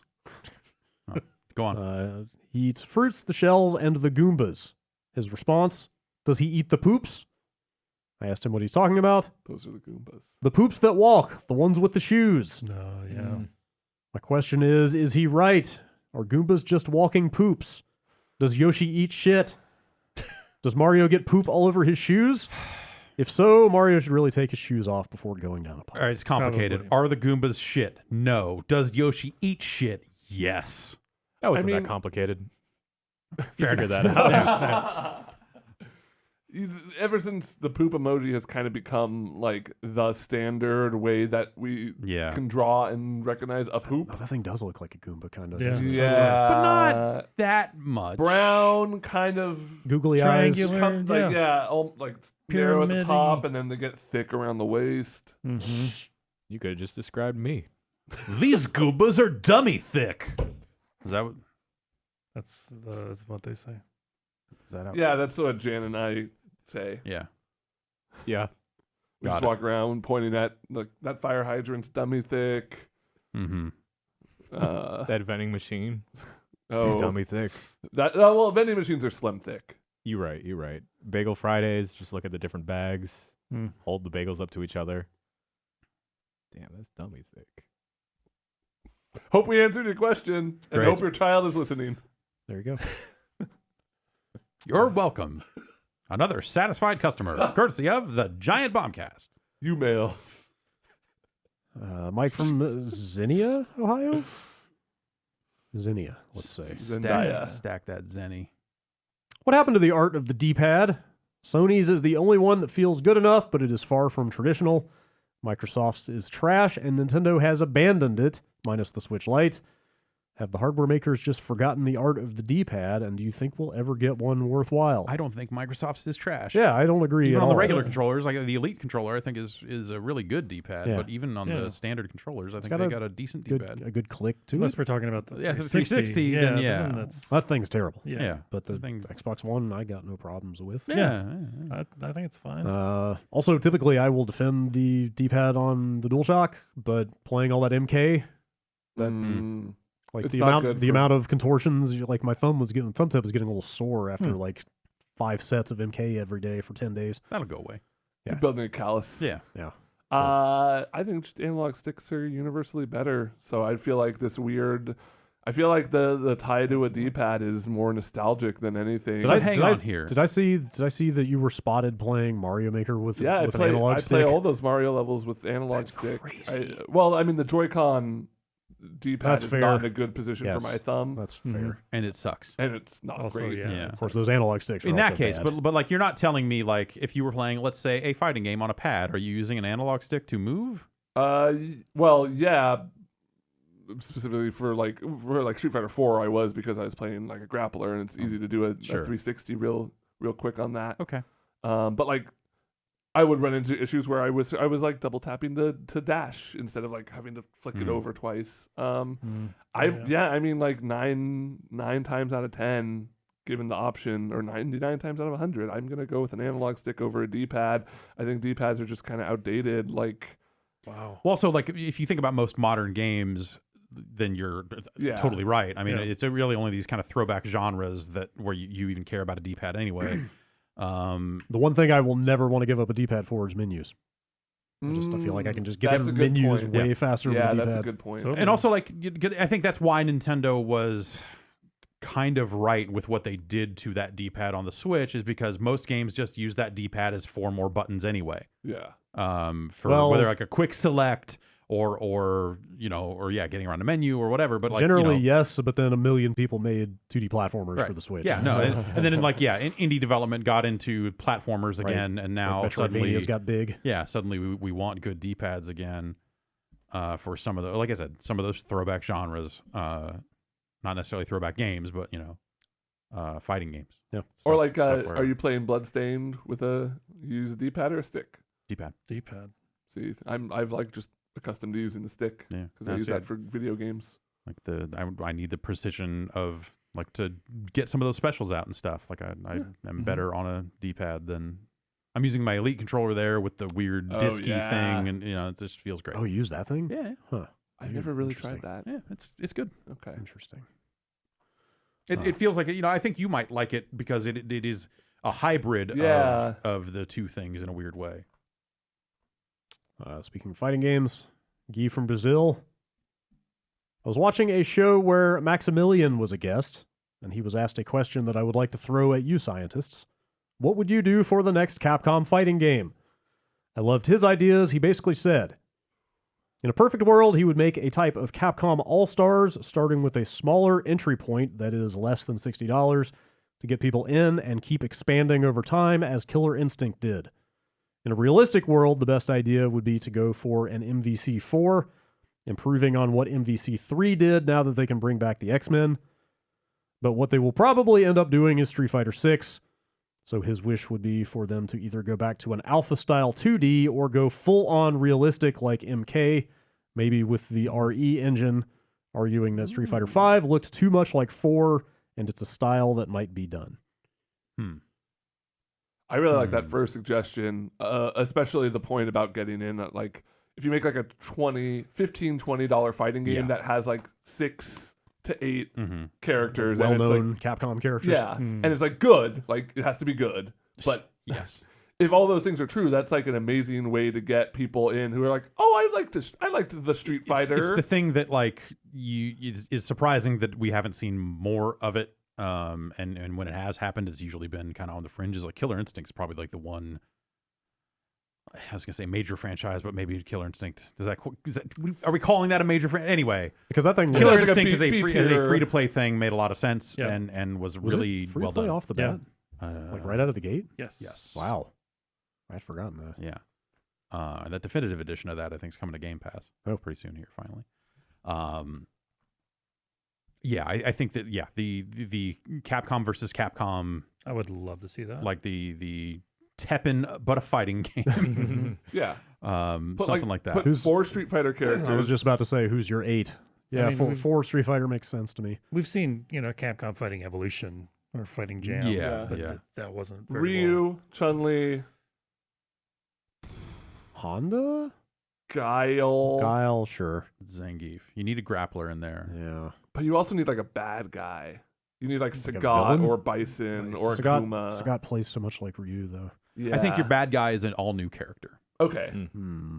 And that gives you some wiggle room there in terms of like who you make on the playable roster. Oh no, I'm gonna say Balrog. That's my 4th. Really? Yeah. I think you need one of the like original 5 Shadaloo bad guys. Just because that'd be a bold choice. I would support. I would think that would be cool. Yeah. Because I'm trying to think of like we're trying in this scenario. We're building this game in a way to be good for people who aren't necessarily super into the fighting scene. People whose last fighting the game, like Street Fighter, maybe 2 or 4. Yeah. And then working backwards from there. Yeah, I guess. Yeah, if you're looking at the character selection that way, I was thinking about it more in terms of character archetypes. Of like, yes, Guile's a charge character. Chun-Li is a mash character. You mash kick to make the thing happen. I'm not saying, I know what you mean. Ryu is fucking he's the Ryu of that game. Yeah. And then I would think a grappler. Yeah. But then if we're talking 8 total, yeah, you could here's make your grappler, you could, Mike Hagar. Yeah, you could make up the archetypes exactly, on the other 4. So yeah, who the Mega Man? Yeah, you have to throw Mega Man in there. Mega Man, Dante, Mike Hagar, just because people have been wanting him in like a proper Street Fighter game forever. And I would love to see. Was he never in Alpha 3 or any of the Alpha? No. He was in that. He was in Final Fight Revenge, and he was in. What was the one that like top down one, or the one that like had? That's Final. That's Final Fight. Who are we talking about? I'm sorry. Hagar. Oh, he's in MVC 2. Yeah. Right. Okay. Or 3. Yeah. 3. Sorry. That's right. Yeah, I thought I had seen him somewhere. Yeah. Still, he is probably a Final Fight. He's the guy. No, the Monster Hunter. Guy's the guy. What's that? The Monster Hunter. You think? Palicos Maybe from Monster Hunter. Big enough to be a fighting game character. That They've game had sold like Surfbot super and well. Five Palicos in a trench coat. Capcom's highest selling video game ever. there would be some Monster Hunter stuff in there. How about a for sure. Rathalos? That could playable Rathalos. Yeah, Too big. That could be a super combo. Just fucking make a Rathalos. Okay, give me a couple deep pulls. Who do you want in this game? I want the car from Speed Rumbler, the dude from Black Tiger, Gene from God Hand. yeah, That yellow monster with the red eye from the first Mega Man.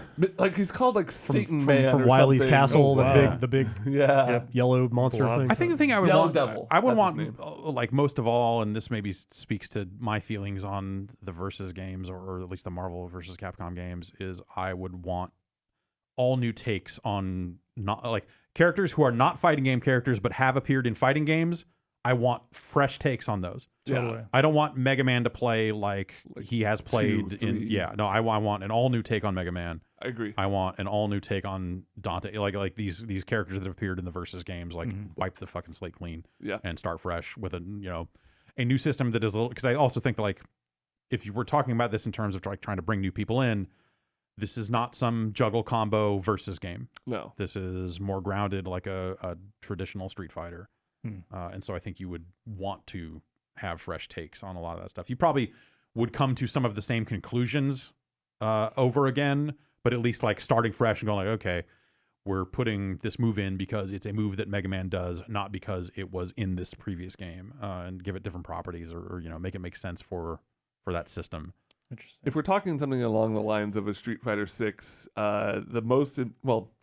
the biggest thing that you need is a system, because ever since 3, Third Strike had the parries, 4 had the focus attacks, 5 has V skill, V triggers. Yeah. They kind of like purport these as like the central, like start here and then build the characters out from those things. Right. So you would need to figure out what that big new thing is going to be. What if you just made Alpha 4 and just like built on the alpha systems, which some of the V counter is kind of just an alpha counter, right? Right. But I think that is definitely true for the hardcore Street Fighter audience, but I didn't realize I agreed with him until he said this. I feel like one of the things working against 5 so much is that it does at a glance look a lot like 4. Art style wise. Yeah. Like obviously if you play them a lot, you can easily tell the difference. But like in my mind thinking like the jump back from 3 to 4 was so huge. And also the time was it was a long time. And also but like 4 had that distinctive look with the ink stuff and everything. And in my mind 5 just is like, in my memory it's like more of that. There's nothing to really set it apart. I want it to go back to, and I want them to draw influence from games like, Guilty Gear, that keep that 2D looking animation, but still in like a 3D engine. They can still have that effect and still make it look 2D. I need them to go back to that. I haven't been a huge fan of the way that the models have looked since 4. 4 made a lot of sense at the time. Yeah, it totally did. And it hasn't aged super well. Whatever. But like, yeah, I guess that's a decent point that 5 is just kind of here's more polygonal characters. Like it's maybe stylistically a little different, but it's a polygonal representation of these big feet. Yeah, same basic vibe. Yeah, as 4. Yeah, something to set it apart. But also trying to harken back to like when you look at the Street Fighter 2 models and what if they were polygonal and exaggerated just so right. Like you see how they get there. It made sense. I like the CBA brush style. That was a nice flourish. Or whatever, and I don't think 5 looks bad. No, in motion, I think it looks great. It's just not that distinctive. I don't think. Sure. Yeah. It's the thing about 3, man. As much as that was someone asked me separately, like, "Hey, did you guys used to cover arcade games back in the day?" And I started thinking about it, and it was like it was such a limited. Mm-hmm. But I do remember, like, we heard about an arcade that had Street Fighter 3 and went and go seek it out and play it, having never seen it in motion before. And that first, wow, that's a lot of frames. Yeah. Also, I don't like any of these characters. True. It is a cool looking game. It's like a really amazing looking game. It's got style. Especially by the time they got to Third Strike and all that, like the stuff. Just a killer looking game. Like music, art, that thing came together. If they could do that. Get that kind of style. But I think what you're saying probably is that Guilty Gear, like going more in that direction But also, weirdly enough, I'm super into the idea of make it look hyper realistic, like Mortal Kombat models kind of do. I'm so against that. Yeah, I'm trying to picture just what what does Blanca look like? Brad, you got a laptop. Pull up screenshots of Street Fighter, the movie, the game, because that's what it would look like. It would look dope. Yeah, famously one of the greatest looking Street Fighter. Meatloaf from Blood In, Blood Out as Ken. I want to save that for Tekken versus Street Fighter. Okay, fair enough. I would be way into a weird, realistic approach. But also, like, you know, if they went that Guilty Gear-esque route of the really good-looking 3D that reads as 2D, and then went very like anime with it, not in terms of gameplay or speed or anything like that, but just in terms of just like the quality of that art and the quality of those characters. Yes, anime meaning high quality. Well, I mean, like, okay, I mean, like, you know, make it, what if it looked like a fucking Miyazaki, you know, like that level of fucking, like, we paid, like, way too much attention to every little facet of this model. Like, that is more what I mean. That'd be pretty cool. That would. Or, yeah, just go back to 2D. Just let Arc System. You mean, like, literal actual 2D? What if they went back to literal actual 2D? Man. Yeah.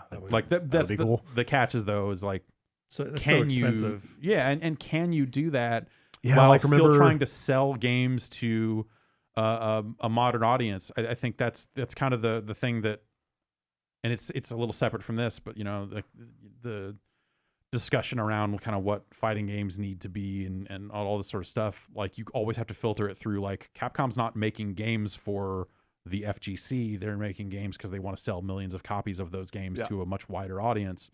And they've been getting back to doing well at that the last 2-3 years. Finally, after they've not in fighting, but yes. Well, yeah, but I mean, I feel like Capcom was kind of like lost in the woods for a few years, and then like Monster Hunter happened and the RE2 remake, and like they're kind of doing it again. Jeff, the answer is obvious, and we answered this during this week's ranking of fighters. You have a 2D or 3D toggle. That's right. You can swap between. Do you want to be able to sidestep? Yes or no? How do you guys feel about their model, the pricing model, like the season passes and $10 for like stage and a costume? And I don't like it. The stage and costume prices I think are way out of control. Same. And because that stuff is so ancillary, it's like stuff that I want, but not at the prices they're charging. Absolutely. Like, no way. And then they were trying to actively kept me away from playing. Street Fighter 5. They were out there at the beginning talking about how you could get anything in the game with fight money, but the amount you have to play to earn one thing, maybe one character or one stage. Yeah, exactly. Like that's a free to play level of grinding for a game that came out at $60. It's not, and then was broken at launch. All that stuff for sure.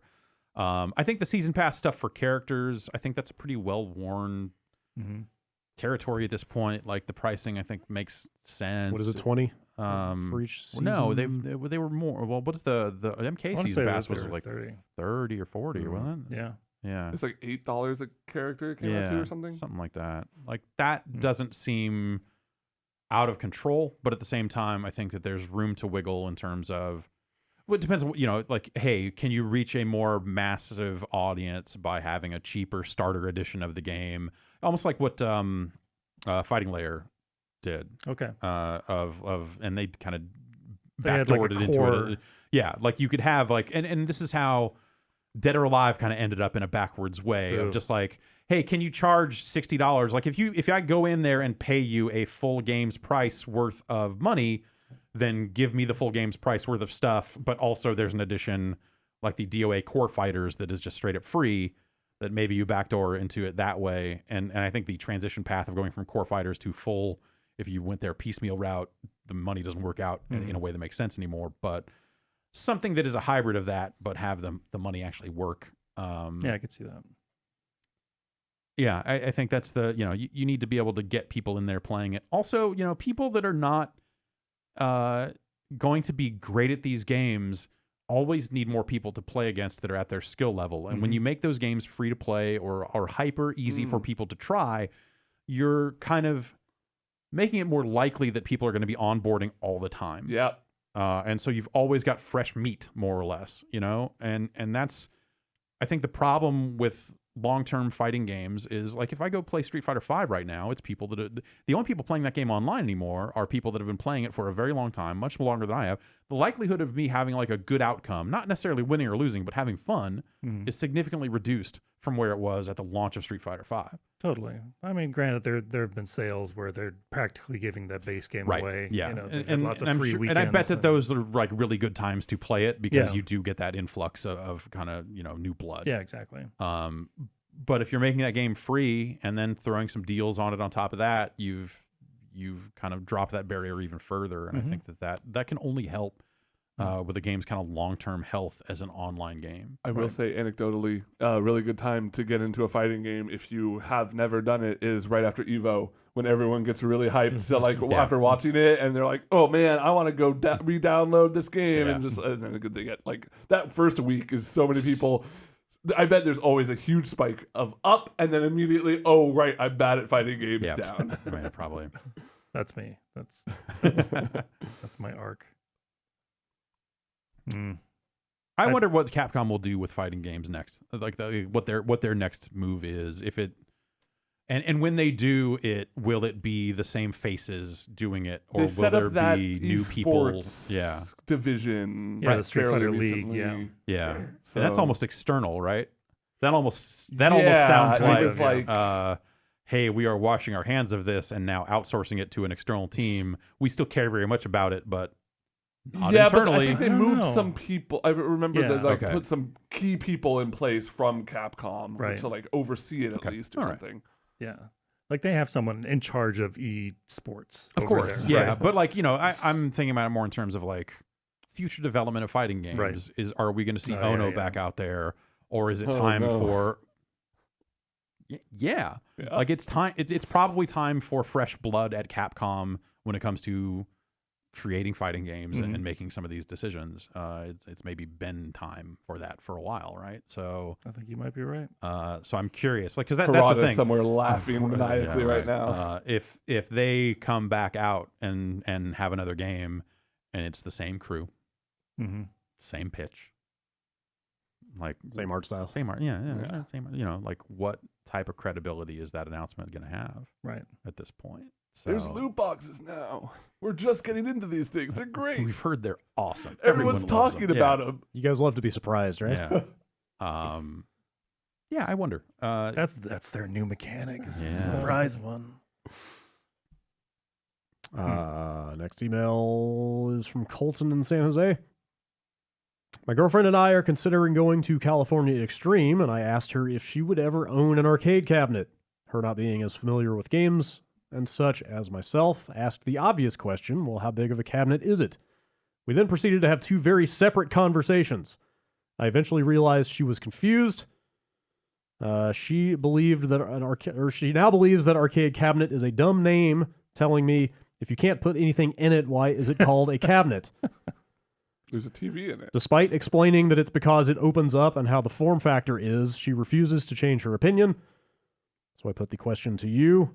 Why are they called arcade cabinets? I mean, it's got a door right at the bottom that you can theoretically stuff stuff inside if you got a monitor in there. There's a coin box in there. You can keep your weed in there. Yeah. Isn't there a lot of empty space in the average arcade cabinet? Yeah. So you totally can put things in there. It's got an arcade board stored in there. Yeah. It's true. It's got a TV in there. Yeah. It's very top heavy. Yeah. There's lots of stuff that goes into it. It may not be a front accessible cabinet. Yeah.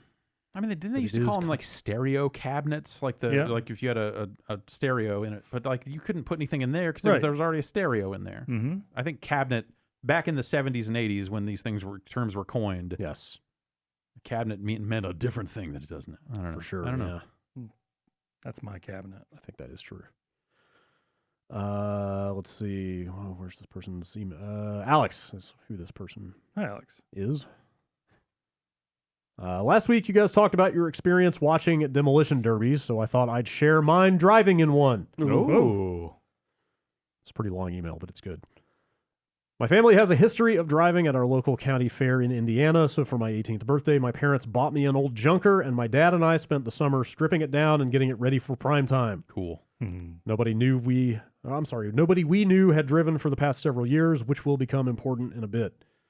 So anyway, we printed out the big list of rules and painstakingly made sure our car both drove reliably and wasn't going to get us disqualified. The rules include stuff like you can't reinforce the body or frame, add weapons, relocate important targets like the radiator, and you have to remove anything from the inside that isn't bolted down or otherwise strongly secured. Imagine our surprise when we showed up to the event for check-in and the people who were supposed to check our car for compliance barely even looked at it. Of course, the regulars who had driven the past few years knew this would be the case and exactly what they could get away with, which was everything. Put like weapons on the car. Yeah. It's a racket. Yeah. Where's my radiator? A minor concussion. You don't know. A minor concussion caused by my fire extinguisher coming loose and flying into my head. Oh. Some whiplash, and one missing wheel later, I somehow made it to the final heat where it became clear that my poor tin can, held together by aluminum duct tape, hopes, and dreams, would not hold up to the reinforced tanks I found myself surrounded by. In a blaze of glory, I made a kamikaze run for the first guy I saw. My car immediately died, and I sat out the rest of the round with the best seat in the house. I would 100% do it again. By the way, those wooden sticks are for the drivers to break themselves to signify that their car will no longer start, thereby surrendering the heat. You would do this to save yourself or your car from further damage while you're a sitting duck. The one part of the car that you are supposed to reinforce is the driver's side door, and you also have to paint it stark white. If anyone makes intentional contact with the driver's door or a car with the stick broken, they are disqualified. And the white paint will come off and they'll know exactly who it was. Yeah. All right. He included some pretty good pictures of his time Cool. in the mud. So the way the rules are enforced in demolition derbies, at least in Petaluma, as I understand it, which who knows if that's compliant with anyone right? else. That's not a real place. Is that they are enforced after the fact.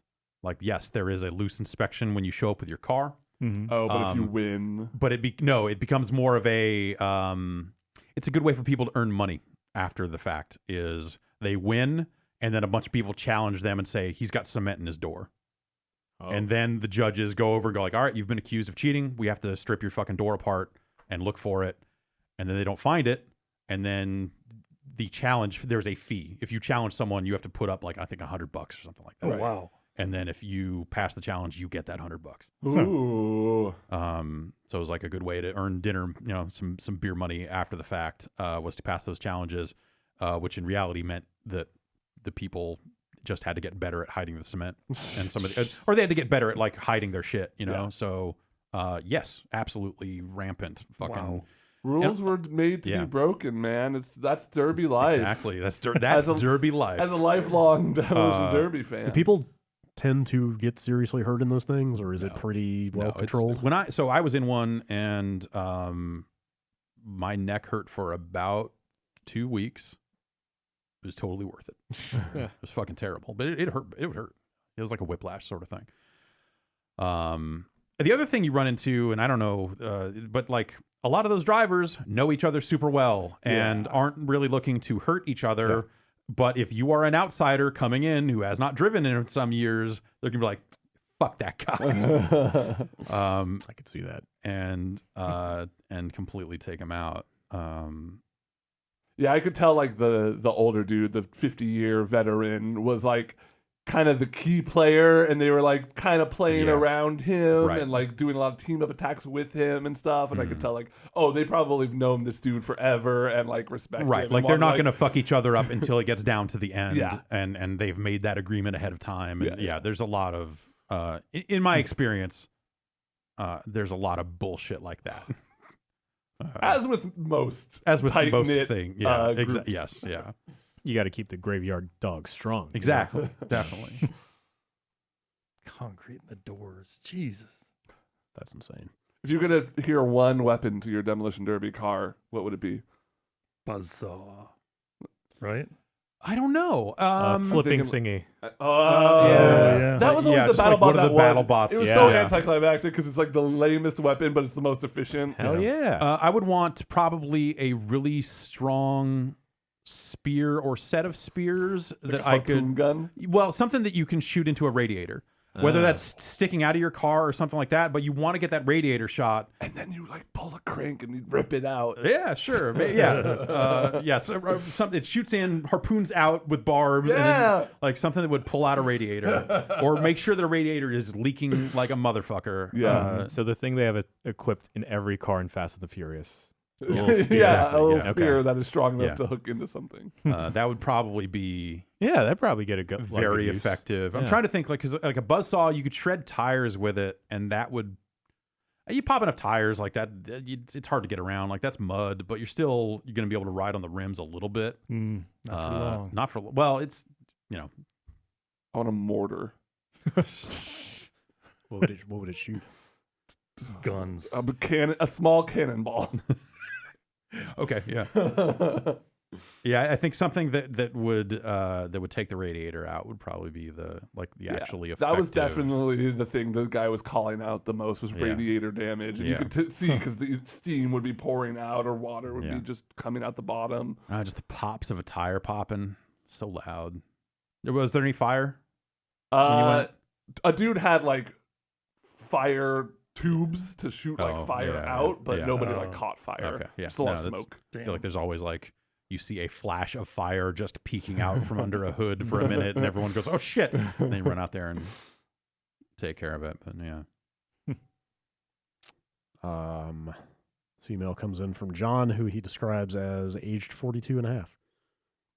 Okay. You would not believe how many emails we got about pigs in a blanket. Like, holy crap. Really? Oh yeah. Oh yeah, that came Did up we last offend week, the entire? I've never seen continent so of many. Europe? I've never seen so many people email in about one subject before. This is the one that I picked. I was listening to the email section of episode 591 with my jaw agape in horror. Horror. One emailer wrote in and asked for the Bombcast understanding of what pigs in blankets are. To my astonishment, 2 varieties were mentioned. One pancake-based, one pastry-based.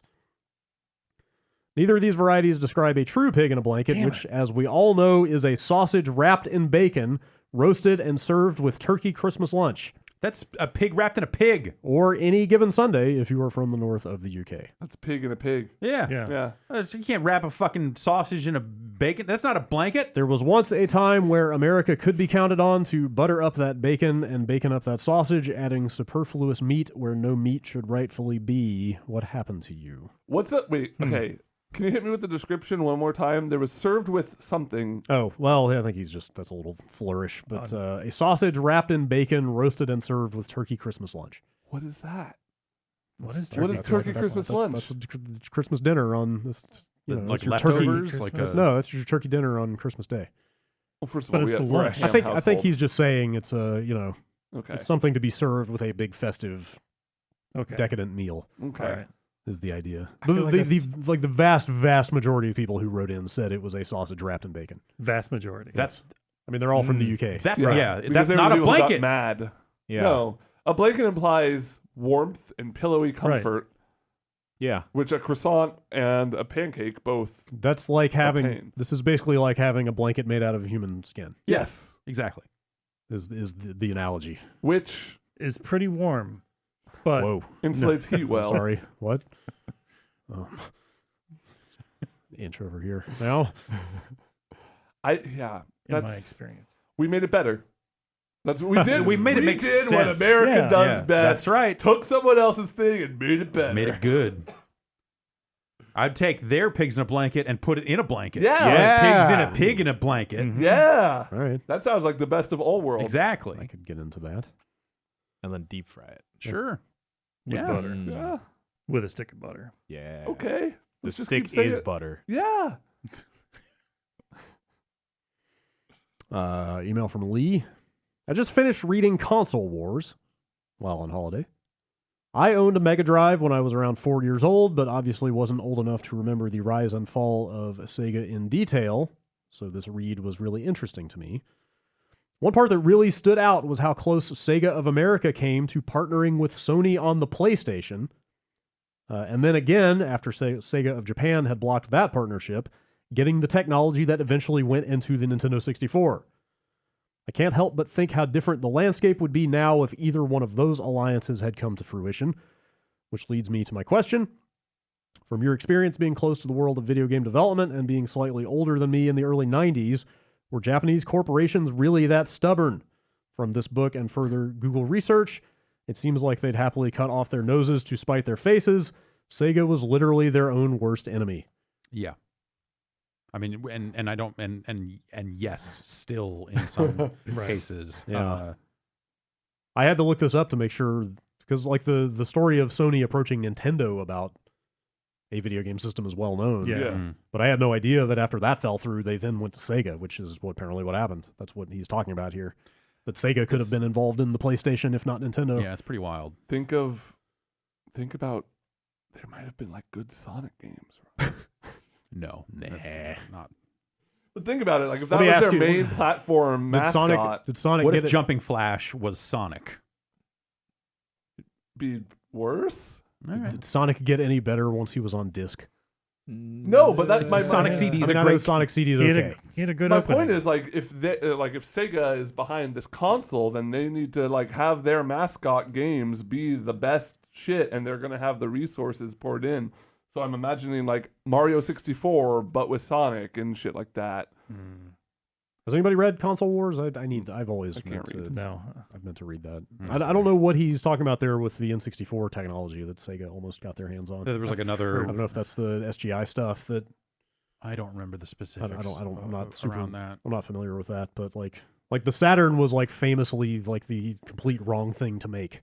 Yeah. Like they thought they should make a console focused on 2D games Mm-hmm. at the time that the PlayStation was coming out. They Yeah. they completely misread the market. So yeah, they totally were their worst enemy. Oops. Tony from Chicago. I wanted to comment on last week's email regarding malt liquor. Finally. As an I almost employee, bought a 40 yesterday. what kind? The titanium Tecate one. Oh, nice. Heard it ranked well. Yeah. Number one, Is that a beer or a malt liquor? Malt. Does Scotty make Malt malt? liquor. Yeah. Huh. it's new. Oh, wow. As an employee for 20 years at a beer distributor, Hurricane is or was an AB product that we haven't carried in some years. I assume he means Anheuser-Busch. Anheuser-Busch, yeah. Hurricane High Gravity, which stemmed from the former, is a decent seller here. Mind you, it sells nowhere near as well as Cobra. We sell ass loads of King Cobra, Natural Ice, and Bud Ice. There's also Natty Rush, which is gross and has fruity flavors. What?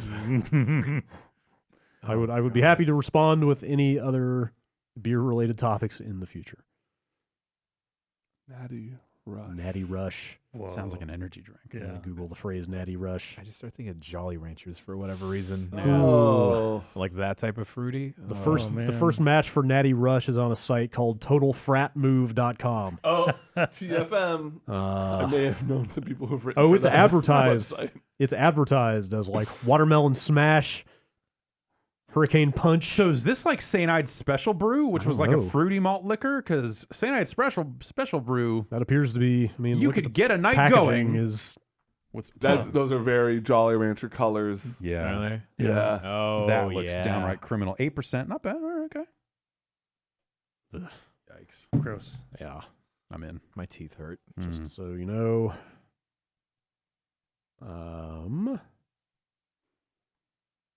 Following on from that, Mm-hmm. Alex from North Carolina. I'm trying to decide where to start on this email. It's a long email, but also entertaining.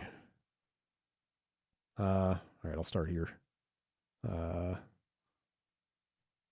I thought since y'all like talking energy drinks and since Bang has become more popular worldwide recently, I thought you'd maybe enjoy this. A bit of background. I worked in the supplement retail industry for about 10 years, and it was during Does the that last mean you're a speed dealer? It was during the last 2 to 3 years that Bang energy drinks came out and took the supplement world by storm. I still remember the day we got a shipment of the very first, and at that time only, flavor of Bang in stock, Champagne Cola. I write in... Ugh. Was that not out there anymore? No, I they have haven't one that's seen it. called Risky Rose. Risky Rose, it's probably not it, but there's some rose flavored Bang. Risky rose. Yum. I'm writing in because I thought you guys would get a kick out of the CEO behind the energy drink itself, Mr. Jack Owak.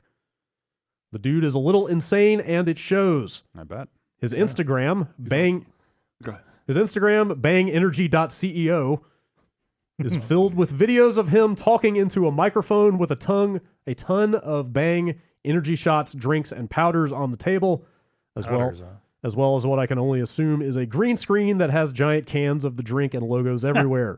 Thought it was just going to be giant cans. Yeah. In one of these videos, the probably 60-something-year-old Owak looks directly into the camera and says, "Welcome to the Bang Revolution. No caffeine means more post-exercise pain, so stay woke." Then he proceeds to dive into a research study funded by his company on the scientific benefits of caffeine and exercise. A second video has a skit with two models, one drinking Bang because she believes doing so will get her everything she wants in life. Cut to the TV anchor saying that she's won the lottery. Later on, she finds a diamond necklace before her friend tells her she's being ridiculous. She gives away her Bang, steps out into the street, and is immediately hit by a car. Yeah. Oh my God. That's what happened to me. Being in the industry, I've heard lots of stories about this guy, as my company hosted an event for managers every year, and he was always there in his probably $200 silk button-up shirts and sunglasses, drinking a Bang with a crowd of bikini models hired by his company walking around him. Wow.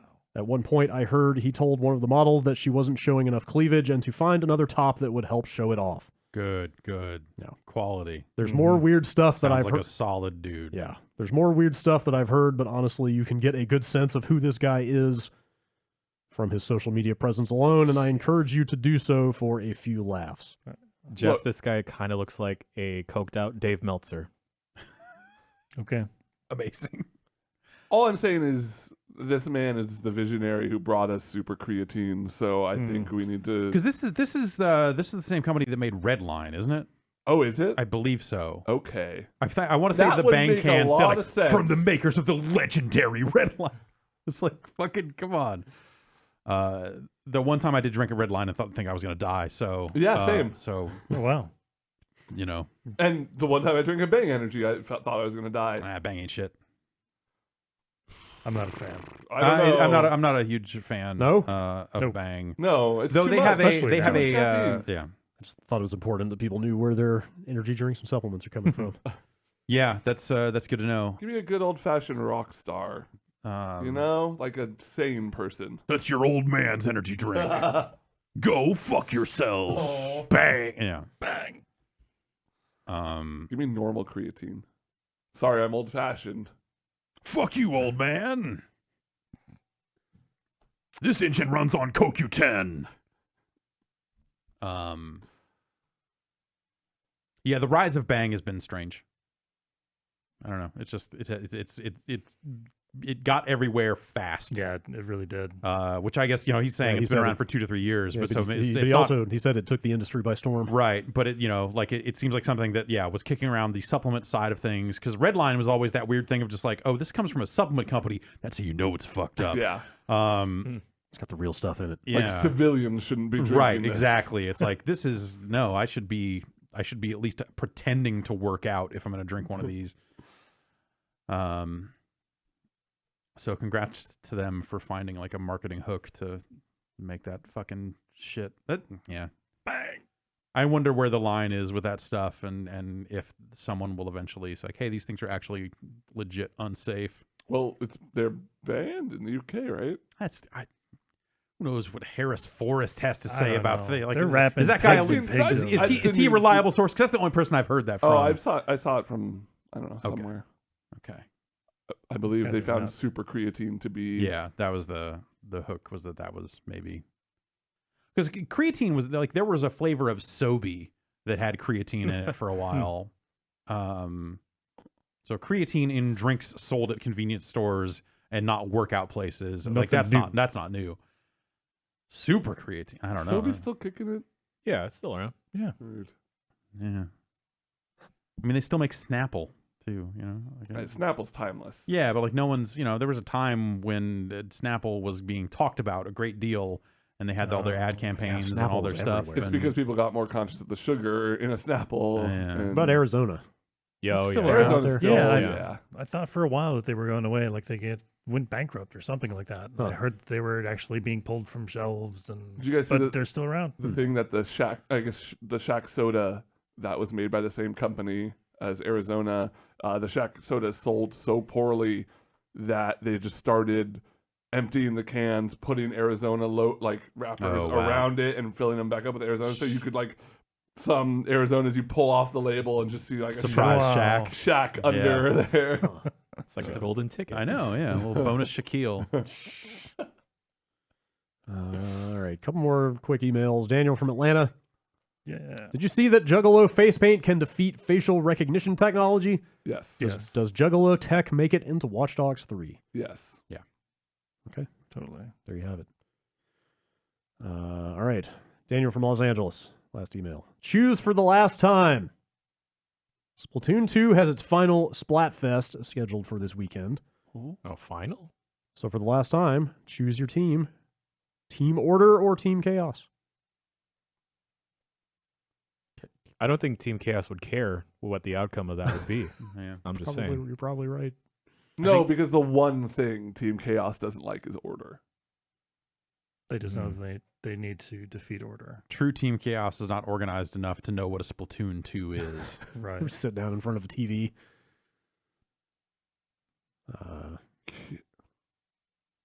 Put me down for Oh. Order. Yeah, I'll go on the Order side. I'm gonna go Chaos Yeah. Yeah. because I go to twitter.com multiple times a day. Yep. Clearly you have a Chaos brain. sickness. See, but you go to Twitter at a regimented time, and isn't that Order? No, I don't. All right, I'm just saying. You check it. You check it often enough. Is it once a day? That's a habit. It's That's more. Order. That's Order. Twitter is truly the chaotic evil of social media services. Gross. He says, P.S. Why haven't more games done Splatfest style events? Because it's dumb. That's what they're You going to don't do like in Street Splatfest? Fighter. Oh, I don't even like Splatoon, and I think it's a cool idea. It's a cool way to get people excited about your game, right? Because you get people who are passionate enough to get out there on. Because I remember when Splatfest was a relative new thing, and people were just all over like ketchup versus mustard, just people going crazy. This about last that. one, this Order Chaos thing, I don't feel like ties into I feel like, yeah, there people aren't get very enough- passionate about the condiments. You know, you Yeah. can definitely make people argue about mayonnaise or and cats ketchup. and dogs, Right. or yeah. This last one is maybe a little misguided, but generally, I like the idea. I just don't think it fits many other kinds of games. Street Fighter. That's a new look. Splatfest. Like Mortal Kombat had that whole choose a faction that's thing right. in Oh, yeah. MKX. Oh, yeah. You know, they could just have a fucking Ford faction and a Chevy faction. So that's the thing. Did they ever really do? They did some branded ones for the Splatfest stuff, but not. They did a Transformers one. Do they really? Yeah, but it was always Yeah. stuff like that. It wasn't like. It was like Autobots versus Decepticons. But it wasn't like Ford v Chevy, because then that's two brands. Yeah. Yeah, but those are the things they actually. It's like they should just do, fucking Xbox versus PlayStation, and Genesis fucking see how versus that Super goes. Nintendo. Right, yeah. Okay, yeah, Nintendo did say this is the final Splatfest. Oh, wow. I wonder what's next. Shirts versus skins. Splatoon 3. Probably. All right, I wonder. that does it for emails. Think there's a Splatoon 3 on the way? No. Not Okay. before ARMS 2. That's Yep. right. Yeah, they've got to get their priorities straight. Sounds like something someone on Team Order would say. Are you kidding me? Chaos is the genre. No, for- I'm saying, the regimented, you can't do Splatoon 3 before you do ARMS 2. I just think the existence of an ARMS Yes, 2 would be the a Arms, huge the Arms, boon to Arms Chaos. yes, and ARMS 2 is the most chaotic of directions for them to go in. Oh, how could you do that with a Switch Lite? If with Oh, moving. fuck. Oh my god. Oh shit! This is chaos. no. Hmm. Wow. You'd have 2 Switches. There you go. You need a third one to look at. Okay, you need 3 Switches. Yeah. I saw a bunch of people out there desperately looking at the Switch Lite announcement, trying to figure out how they could leverage that into Mario Maker creation on a tablet type thing and TV at the same time. I'm not- I wouldn't hold my breath for that, but who knows? Yeah, no, that doesn't seem. Unless someone's going to go recreate that mod that Katsukitty or whatever was selling Oh. for Switches. Yeah. Which I wish. I wish someone would. I mean, whatever, they could develop some kind of companion mode that beams between switches yes. or something. Oh, you mean like would Nintendo? Yeah, like they'll patch in a way to create on one Switch and whatever. Yeah, they could potentially do something like that. Probably pretty wishful thinking. Yeah. Okay, that does it for emails, and thus the show. Yeah. After show coming up. After show coming up. After this. Okay. If you're watching live, stay in this browser tab. All right. Anybody got any other housekeeping business before we get out of here? No. Stuff going on this week? Yes. Streams and things? Yeah. I think some non-stream videos. we're going to try. Yeah. We got some stuff coming. I think we're going to try and get a full squad together for this Apex. Yeah. See if I we don't make think we've ever done that in the same room before. I won a game last week, so we got to try to. It was glorious. So it's still possible. I got so hyped. Can still. I'm so low level that it's matching me with really low level people man. on PS4. Oh, and me I'm too. Just Oh, blowing through games. This will be good. Great. This will be a good time. All right. Well, stay tuned for that and a bunch of other stuff throughout this week. And then next week, we'll be back with another episode of this show. We'll see you then.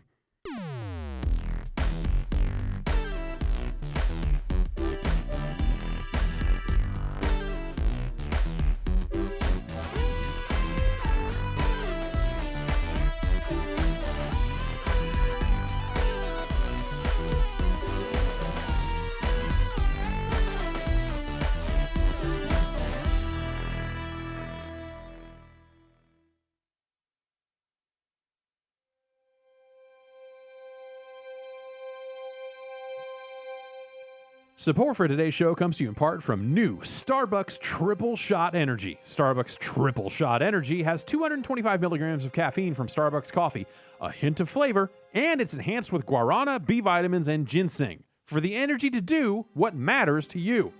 It's available in 3 delicious flavors, including French vanilla, cafe mocha, and caramel. Find it in your local grocery or convenience store.